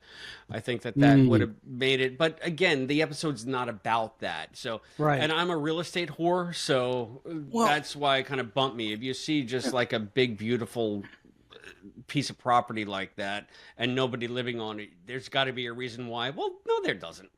I mean, that's just, for me, there has to be a reason why, but that could have been a good marker for the passage of time there, is like as they repair it. But I'm sure, it's not like they didn't do enough in this episode. They did so much in this episode. Yeah, we had crops and windmills, so. Now that I've had time to think about it, this town that I live in, not going to go into the history or anything about it. If you're interested, look up Warren Jeffs online. Town's not like that anymore once you read it, see what it's about. But there's a lot of houses in this town that up until probably 10 years ago had been abandoned. Gotcha. Like I said, the town is different now. It's changing, and so people are starting to move back in or move in. And so a lot of the houses are getting, moved into, fixed up. But I just drove past the house that's right across the street from me. I can't see the front of it from my backyard, but I drove past it the other day, and they've really spiffed it up. It's really nice. Yeah, I mean, and also I come from a highly populated, densely populated suburban area, so yeah, and see, anything, I can't imagine anything lying fallow like that on such a big piece of property. Well, see, I've lived here 22 years. That house had been empty practically the whole time. Oh, okay, all right. So yeah, again, it's a Chris thing. Yeah, the town that I am in geostationary orbit over, they at one time, it wasn't too long ago, because of the real estate market, there was more empty houses than full houses, and there was actual companies that would people that owned them, like the banks that own the houses, would pay these companies to make it look like people live there. All right, this is not a Star Trek podcast anymore. I'm sorry I took us down this cul-de-sac, like literally down this cul-de-sac. I got quick explanations. It could be some kind of plague, change in birth rate. It could be a barren couple that tried but couldn't have progeny. That owned it, and they just, when they expired, nobody wanted to go in it because it was old man Carruthers' house, and we're not going there. There you go. So maybe the town knew something that the landing party didn't. True. So, any final thoughts, Omnipotent Willard or Linda, before we let you go? And we do products, the beauty. I want some of those. I don't think I need them. What do you think, Linda? I think you're looking good. I'm not sure I need any either. Linda, you look smashing as always. No, the hair products on the show. I know. I would hope they smell like grape. I used that Australian stuff for a little while because it smelled like grapes. There you go. So I hope it smells like Advent wine. That's what I hope it smells like. Mm-hmm. So we'll have to have you on again, Linda, before the end of the month, or before the holiday, actually, so we can get you to see you to open one. Yeah, for sure. I mean, you finish your ale tonight. We don't want you double fisting on camera. I would set a bad example. Don't talk about double fisting when we're already talking about purple D's. I knew someone would bring it home. So on that note, we would love to hear from everybody out there. Look at this. We got the Omnipotent Willard. We got Listen Linda. We know there are more of you out there. On the next episode, we want you to call in and tell us what you think of Treksploration and Lower Decks and whatever the hell we're talking about. But it's so much fun to just have people actually watching us in real time. I can't believe we're doing a live show where people are actually looking at it. So thanks for the boost. You say everybody needs to call in. We got to see how many people Albie can accidentally put up on screen at once. I think it's like a 12, maybe. I don't know. We did a crazy 12-way on the Quantum Leap podcast with the purple D's, with the purple D's and the double fisting. All right, we have to get and the fully dilated cervixes. Yeah, I'm still bummed I missed the last episode, but yeah, that was crazy. We had some technical things going on, and we weren't sure last minute. And it was one of those things like if we didn't do it last minute, we wouldn't have done it for a week, and we would have got more behind. Yeah, I have a crazy schedule. I try to go to bed about 5 p.m. my time. So but I take my sleeping pills. It takes about 2 hours to kick in, so that's 7. Mm-hmm. That's why I tell you guys try to let me know by 9. Eastern. That's 7. That's why I tried this time to keep us updated as we go. We wasn't sure, but I was like, probably sure. Yeah, we don't know by 9 most nights, so but we try. We try our best, man. All right. It depends if me or Chris are on the West Coast, so this is not as late as it is for them.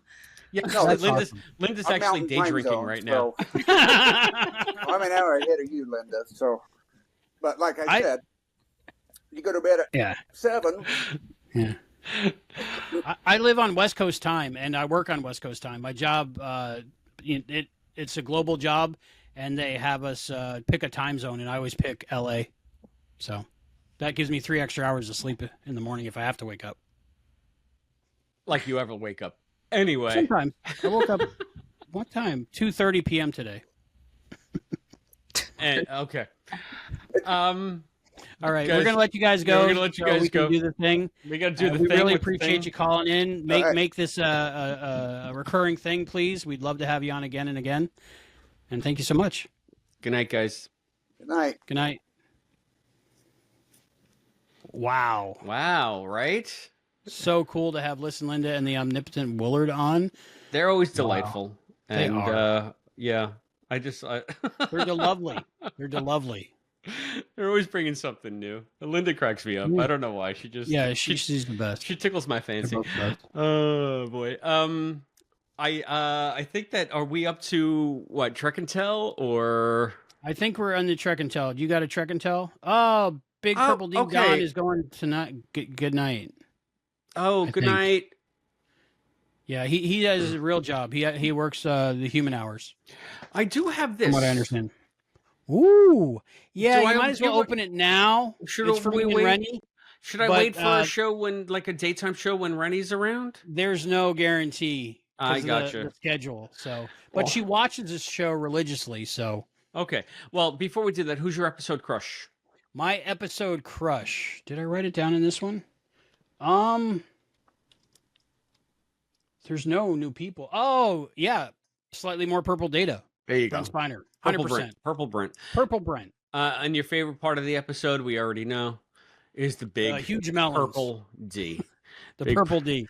I really liked the whole like Stone Knives and Bearskins bringing Data back. And I think there was one line that I loved, because when they were doing the wrap up at the end of the episode where they were sitting in their version of 10 Forward, whatever it's called, Rutherford, you know how he has those great one-liners like you were talking about. Ruffalo Taco says, "Good night, Linda and Willard." Good night, Linda and Willard. He said, "Oh, and they're science best friends or science besties or something like that." And I just love that, because I was like, "Who's my science bestie?" And I think it's Serenity, because we do science experiments. Oh my God, obviously. Together. Obviously. Yeah. Yeah. Like, she's my bestie anyway, but like, she's also my science bestie. Whenever there's something cool science, I'll tell her about it. We'll do science experiments. We got matching safety goggles and beakers and stuff. Okay. What is your crush for this episode? Can we do that Snell first? I love Snell. Okay. He's my crush. I felt bad for him, but I guess they had to repair the contamination. Snell. Eric Bauza as Snell. Is that who it was? Was that anybody famous? No, nope. I just wrote him down because he was one of the guest casts. So Brent Spiner and Eric Bauza. So. Brent Spiner. And I immediately thought back to when I bumped into Brent Spiner in the bathroom. And of course, my favorite part of the episode was when I bumped into Brent Spiner in the bathroom with his purple D. So, any 47s in this one? You know, there's a ton. I think I send you pictures when I see them. They're on the display panels, they're on the pads. Oh, okay. But like, I don't think it was ever mentioned in dialogue in this episode. Yeah, do we need to do that 47 anymore? I think that's more of a TNG thing. No, it's a TNG thing, but it happens. Like, if of any other series, Lower Decks is probably best for it. But like I said, they put it in the background. Gotcha. I have to ask you some trivia questions, and then we do Trek and Tell. Are then you ready? We do Trek and Tell. Okay, you ask me. That's good. Do I have to put my glasses on for you to ask me? Well, you tell me. You can do what you want. I do what I want.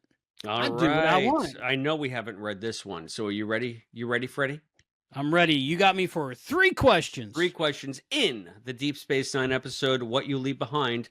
Where do 3 characters meet their fate? I don't even know where that is. Let's see. Where do 3 characters... Oh, I think I know what they're talking about. Wow. All I'm picturing is like them in the bar at the end at Vic's place. Think of 3 characters who were together at one point. And they meeting their fate. Like it's sort of like the finality. Oh. That's the hint I gave you. I thought... That might be a spoiler. I thought of the answer. Oh, I mean, come on, man. Come on, yeah. We have a show if you haven't seen Treksploration. it yet. Gold Ducat? But where? Oh. You're on the right track. In a CG fireball. Okay, I'm going to give it to you. The Bajoran Fire Caves. Bajoran Fire Caves. I wouldn't have thought of that, but I remember it. Like, I'm watching it in my brain right now. It was in a cave? Yeah, okay. I got There's so many things in Star Trek. It's in a cave. The same cave. All right. After the crew loses their memories in the Next Generation episode Conundrum, where does Lieutenant Commander Data believe he works? That I don't know. Bartender. Is it? Yes, 10 forward. I want to say he's a bartender. 10 forward. Good night, Linda. Good night, Linda. Yes, you were I right. thought it 10 wasn't late forward. for her. Maybe she's just saying goodnight to the others. Maybe she just had Yeah, too much to 10 drink. forward. Yeah. You know what's great about that episode? First time I watched it, I was so confused. I'm like, what did I miss? Did I miss an episode? Who is this guy? I should know this guy, unless you're doing something really weird. That's the one So I with was very McDuff, confused. right? McDuff? Yeah, and he's the actor who played Felicity's dad in this show, Felicity. So I thought McDuff was a female. It's the person that plays the alien's a dude. I don't know what his name was. Am I thinking of the same one where they all lose their memory and then all of a sudden they have an XO? Conundrum, yeah. Yeah, okay. So that's McDuff. McDuff was the XO and she was butting heads with Riker. Man, I'm living in a slightly more male universe. I don't know. I remember listen, it's TNG. You're probably right. I'm undoubtedly wrong. I just remember because it's the actor from Felicity. So. All right. Well, you got it right anyway. So you're 2 Yay! for 2. So I got 1.5 so far, maybe. At Patrick Stewart's request, for whom was the captain's yacht named in the motion picture Insurrection? That I don't know. I can't remember that at all. I'm going to say. Oh, I can do this. You can do it. Wheels are turning. The Irving Berlin. Berlin. Is it the Berlin or something like that? Wrong, sir. You lose. Was it for his dog or something? It was What? Jacques Cousteau. Oh, yes. Now that you say it, I think I had that on a poster one time. Okay. And I read that. A Jacques Cousteau poster? The poster for Enterprise E, was it? Oh. Is that what we're talking about? Yes, yeah. The captain's yacht would be on the E, right? I think all of them had a captain's yacht, but that's the first time we saw one, I believe. I don't think the Enterprise, no bloody A, B, C, or D had a captain's yacht. Even the D? I don't know. We need a ship's expert. Yeah. on. Somebody call, what's that? Somebody call my mama. Somebody call a D. All right, now we need so you got 2 out of 3. Ain't bad. 2 out of 3 ain't bad. That's now where we got a the Trek and saying sell. comes from. So I don't know what this is, and I think I held it up to the camera. You might have to blur it out because my address is probably on there. But you're gonna have visitors. Visitors. Uh-oh. I'm opening now. You ready? I'm ready.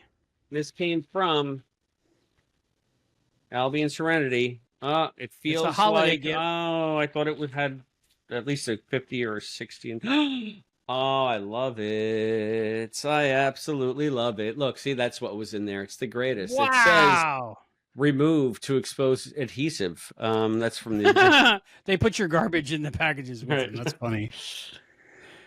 Whoa. Look at Nice. that. It's fantastic. No wonder why you were asking me what my shirt size was. I got worried because I remember you saying it was medium because last time I think I sent you large when I sent you the shirt from Vegas, maybe. So describe what that is for our listeners. Yeah, so for those of you who don't know, there was a Deep Space Nine episode where they had Take Me Out to the Holodeck where they made a ball team called the Niners, and they had their own logo and everything, and this is a t-shirt of the Niners logo. And it says Niners up top. It's got the logo, which is a baseball that is integrated into the DS9 silhouette. And it says DS9 Baseball League, established 2375. And not only do I love this shirt, I love this shirt doubly so because just recently, which I showed on a recent Trek and Tell, I got the Niners baseball cap. So now I got the full uniform here. There we go. I was thinking now you can go to a baseball game in the Bronx or wherever they have that out park. to the ball game. Yes, Linda says, so cool. I'm going to wear this to Yankee Stadium next time I go to Yankee Stadium. That is awesome. You got to get noticed then, right? Right? Yeah, I'm sure. And then we hand our business cards out. I went to Steak and Shake the other night and drive-through. Probably this maybe 20-year-old woman was helping me at the drive-through. She goes, "Oh, I love your jacket. That's so cool. Star Trek, right?" I was like, "Yeah." Oh, that's cool. I wish I would have had a card to like say, "Listen to the show," but you know. Well, you know, we have the thing on the sleeve, right? The QVC code on the sleeve. Yeah. Well, I wasn't wearing the shirt. I was just wearing my Picard jacket. Well, thank you, both you. It was cold out. Thank you, both you and Rennie, for this beautiful gift. This is awesome. I love it. Rennie really cares about you. Aw. And I kind of like you too, kid. I was going to say, wait a minute. There's something being unsaid there. Apparently, we like each other because you were behind in making the episode description. So I was trying to do an AI one, and it said these two men talk about their love for each other or something. I think I wrote that in there. Okay. But that's cool. Hopefully it fits. If not, you got to do the stretch thing. Yeah, I do the stretch thing. No, it looks sometimes. like it might be a little big, actually. So. Good. Yeah, That I like it. I like it a lot. Thank you very much, guys. That's beautiful. What's your Trek and Tell, my friend? Oh, my Trek and Tell. I have so many. Before I do my Trek and Tell, I have a show and tell. Oh, okay. Linda says that my shirt is so cool. And so cool. You're right. Let me put Linda. that up again. She's so cool. All right. There's another podcast that I watch. I think it was Serial at Midnight. It's a show on YouTube about collecting movies and Blu-rays and different releases and stuff. And he's a really cool guy. He had an interview on with a woman from a podcast that I'm talking about is called Perf Damage, and what she does is she restores film, and that's on YouTube as well. Just look up Perf Damage. Okay. And I think I watched like maybe 6 or 8 episodes, and I think it was the episode where she talked about the new 4K remastering of White Christmas she worked on, and she just like sideways mentioned that she was the one who restored the 4K version of Star Trek the Motion Picture. So then they ran a little contest and had a little thing, and apparently we're one of the winners. Oh, congratulations. You got a perf pack there? What's a perf pack? Perf Damage, and that's just their logo or something. Oh, it's like a pin. Yeah, they sent me a little film strip pin with damage on the perforations, and I just thought that was cool. I got a nice little card from them, and I just love it. They have some cute doggies on there. They drink wine, and they talk about film restoration and film history. That's cool. So if you haven't checked it out, check out Perf Damage on YouTube. Love the show. They're just nice, sweet people. Okay, that's my show and tell. Okay. My Trek and Tell. Well, of course, 3D printer related, right? It has to be. Oh, that is no bloody A, B, C, or D. So for everybody listening on the on the podcast feed, it is a 3D rendering of the Enterprise, the original OG Enterprise. Not even a movie refit. It is the original series Enterprise. Oh, that's awesome. And this is actually like a kit, like I was telling you about, like a model kit. They're called kit cards. That it's like a puzzle that fits together. Gotcha. I think I sent you and Allison pictures of it before it was together. Right, before you assembled it. So, I mean, so how does that work? Do they have like things that you just download specs and then there's websites where you just say open in Bamboo Studio is what I'm using. I got a Bamboo A1. Anybody who's into 3D printing, because they had it on crazy sale. And of course I showed this. Rennie made that for me. Right. Via her app. But one night I was like thinking things that I've always wanted that I haven't gotten, right? So I haven't painted it yet, but I'm going to paint it and put some neodymium magnets on it. Is that a mobile emitter? It is a mobile emitter. I called it. Yep. And I saw one in Vegas. Somebody was wearing a 3D printed mobile emitter. I think it's the same pattern. Not sure. There's about 4 that I found. But yeah, I just clicked open and print, and that's what it did. Huh. So now I'll have a mobile emitter. We are heading towards that post-scarcity society as long as everything you need is made out of plastic. Yep, plastic. They have wood. They have carbon fiber. I think a few other things. They have carbon fiber and Carbon Creek. Like a rubbery one. Carbon Creek. Oof. Linda I'm thinking of a frame in Carbon Creek. Can you read my mind? What one frame out of the 24 frames per second? I haven't seen it in so long, but I gotta think it has Jolene Blaylock's boobs. It does. I knew it. Where she's hanging laundry. How did you know? It was a hunch. It was just a hunch. Linda says she has a P1S at work. Very cool. So she can print stuff out too. At work? Oh no. Yeah. So have you printed this one out? Listen, Linda. Let us know, Cadet. So I think that's pretty cool. So I just random stuff. I have more. That time travel box behind me, that's where I'm keeping my 2 Trek and Tells. Okay. Because I had them everywhere, but I'm trying to organize the space station. We got many more episodes, so don't blow. Yeah. Yeah. Yeah, I just wanted to show off my 3D printer stuff. It's really awesome, man. That's cool. Yeah, that's cool beans. And all right, so let's see what we got left here. What do we got left? I know you're winding down. You woke up at dawn. I woke up at 5:45 this morning. Couldn't get back to sleep. Dude, I was still awake. Why didn't you text me? That's the first thing I wake up and I do puzzles on my phone. And I think of, is it taquito night? I don't know. It is taquito night. All right. So how do you like your taquitos? I don't think I've ever had a taquito. I don't even know what taquito is. I'm not positive, but I want to say it's like at the big box store, you get like a box of 40 of them, and they're little. Are they like rolled rolls? Up corn tortillas? Yeah. With meat and cheese in it, maybe. Gotcha. Yeah, I don't think I've ever had one of those outside of like a venue, like like I'm at. Yeah. On one hand, I can count how many taquitos I've had. I get in moods where I want those, and that's all I eat. And I air fry them, and then I think I sprinkle them with some kind of like Lowry seasoned salt or something. And I get the ones that aren't spicy. I remember. And I dip them in sour cream. I remember where I had them now. I was at a restaurant called Aviation in Schenectady, which is right there on State Street across from Proctor's Theater. And it was the first and I think last time I had those. And they were like the little they remind me of something you get at like Price Club. Okay, yeah. Or Costco now. It's not called Price Club anymore. Yeah. Sam's Club, Price Club, Costco. When I was financially insufficient, that would be one of my staples. Besides, like ramen and stuff. The Omnipotent Willard said, I'm planning on getting a Prusa, PRUSA 3D printer. I'm not familiar with that one, but I'll look it up. The reason I got Bamboo is because I know nothing, and it's supposed to be like the easy Mac version, kind of just works. And so far, so good. Awesome. Lately, and I was trying to save some money because you spend so much on groceries now. But and then I looked, I was like, oh, I'll get some taquitos. And I was like, how much?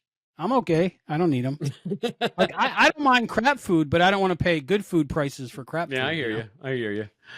Well, I think that what do we do now? We're talking about taquitos, so I think we should maybe wrap this up. We got our final thoughts and final ratings. Thoughts. Did we miss anything in the cleanups? I don't think we did. I mean, there's not a lot to talk about in this episode. Thing. No, not much. Get a Life. That was a funny callback from the William Shatner Saturday Night Live skit. And it also occurred to me. Yeah. We have lieutenants junior grade, right? Mm-hmm. How are they even in the running for the senior bridge officer position for science? Is that how the way it works? Wouldn't you feel like at least a full lieutenant or a lieutenant commander before they even consider you to be part of the bridge crew? Unless your name is Quark. Not Quark, unless your name is Nog or Wesley. It might be one of those things to where the position... You get the rank with the position, not you need the position to get the rank. All right. Linda's just saying it's the Cerritos. I guess which means you can just half-ass it on the Cerritos. And also, I mean, yeah, they were both up for it before they met Data's head, but if Data's head gives you advice, you take it. Oh, we just found the new Data head. Yes. So if somebody offers you Data head, you take it. Maybe that's why it was an all-female landing party. Because he was just a decapitated head and couldn't resist. Although he could chew through. Right, he could chew through ropes. So his mouth. He learned that from Worf. His mouth was fully functional. I don't remember Worf chewing through ropes, but he must have done it at some time. So your final thoughts, or do you want me to do my final thoughts? Did you think Data was cold or warm? I would always think that Data is room temp. Okay, yeah, I always thought, which was cold to the touch, kind of, right? I guess. Not like warm, like a warm-blooded. I always did, too, so that's surprising. Quite frankly, I never thought about it.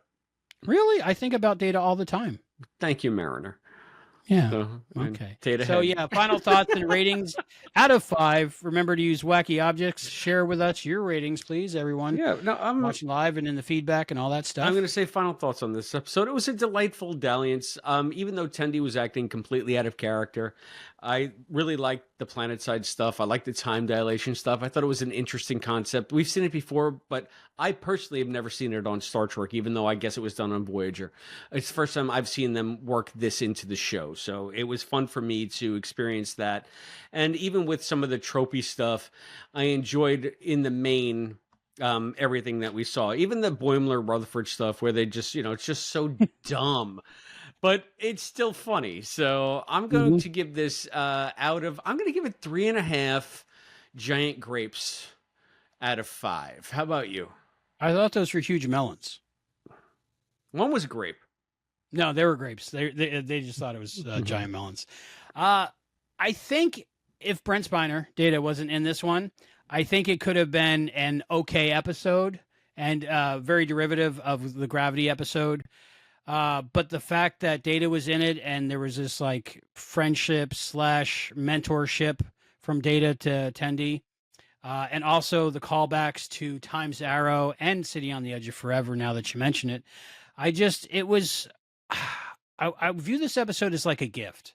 It's like we want to make the hearts of Star Trek fans who's put in the hours and time to watch every episode of Star Trek. We just want to make them happy and have some joy for a half hour. And I think that's what they gave us. I think they gave us a gift. So I'm going to give it 5 Data's heads that are slightly more purple out of 5. Nice. I'm going to give this a good episode. It's a great episode.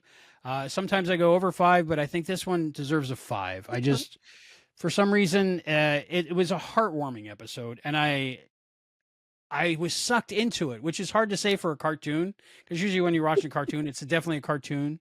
But like I was sucked into their journey on the planet. And then the perfect comedy timing with Rutherford and Boimler when they cut back to him and they're screaming, shirtless. It was just perfect in every way. And I can't really complain about the episode one bit. I'm going to give it 5. Awesome. So Albie got sucked into the Purple D. If you want to tell us how you felt about this episode, there are many ways that you can reach us here at Treksploration. You can always join us on our Patreon community. That's patreon.com/Treksploration. There you'll find our hub of discussion. You'll be able to talk to luminaries like Listen Linda and Captain Charles and Captain Charles. Scott Seligman. He's our he's our Lieutenant Cosplay Dad. Cosplay Dad's there. So Big D. Patreon.com/Treksploration. You can gram us. Do us on the gram. Treksploration Pod. You can find us on Blue Sky. However you do Blue Skies. Something Treksploration. Blue Sky. Treksploration. Oh, there's a graphic now. You watched the last episode I put up in about an hour. Okay. We also have a TikTok that we may or may not use. You can email us at treksplorationpod@gmail.com.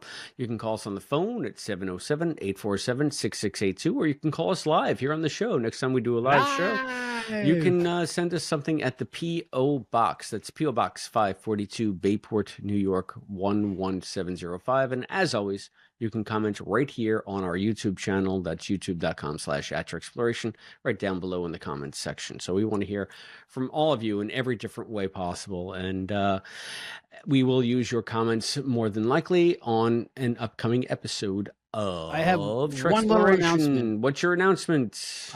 If you have not given us your current mailing address and are okay with giving us your current mailing address, you might want to do that soon. Because I might be joining a landing party tomorrow or the next day to the USPS, I think it's called. I don't know what that is. The USPS. Yes. Wow. So give us your address, please. Congratulations. If you want something hanging on your refrigerator. Congratulations on your promotion. Handling all those purple Ds was actually worth it. Next up on our Lower Decks recaps, we will be talking about Season 5, Episode 8, Upper Decks. What the heck could that be about? I don't know. Lower Decks and Upper Decks, it seems like they're completely subverting the premise of the show maybe somehow. But it's cool that they're doing that, if they are in fact doing that, because the Upper Deck show, Next Gen, had a Lower Decks episode, so the Lower Decks show should have an Upper Decks episode. There we go. So it remains to be seen. That might be fun to watch. I might watch that after this. Sounds pretty cool. And if we ever get back to our TNG recaps, we'll also be doing those. Next one on that is season 1, episode 18, Home Soil. Home Soil. Ugly bags of mostly water. Ugly bags of mostly water. So I was right about that, right? Yes, you were right about that. And yeah, I got a lot to say about Home Soil. Good, me too. Okay. I haven't seen it yet recently, but I'll watch it again on VHS or Blu-ray. Next show tomorrow night, hopefully, The Omnipotent Willard. Only you know. We don't know yet. You're omnipotent, so yeah. You're omnipotent. So hopefully, that's the plan, but we'll see. We always plan to do 2 in one night, and then we do like a 4-hour show. But I think this one was worth it because we had some callers and a 4-way. It was great. Imagine it was a great time. It's not about getting through them. It's about enjoying them while we're doing I'm not saying about getting through. Well, I mean, how many can we get through? Well, it's 1 a.m. now. So I think if we go to 4, we can definitely do another one. Oh, it's bedtime for Bonzo over here. So bedtime for Bonzo. It's bedtime. The actor.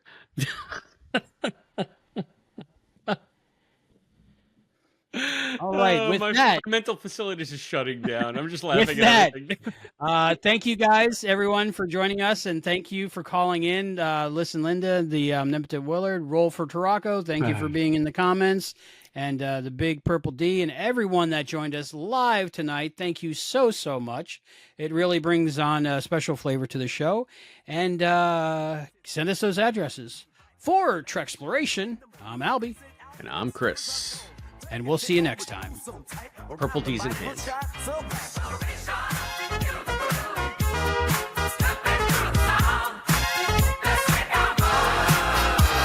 In the group with Chris and Albie, let it flow down the glue in space. Oh, don't you know? Got the jaws on the bridge, it's sight to see. You and Omnipotent, guiding us so deep. Watch it all night, we're ready for a ride. Take it to the car, side by side. Feel the rhythm as we move to the beat. And we're World Podcast with King and Beat.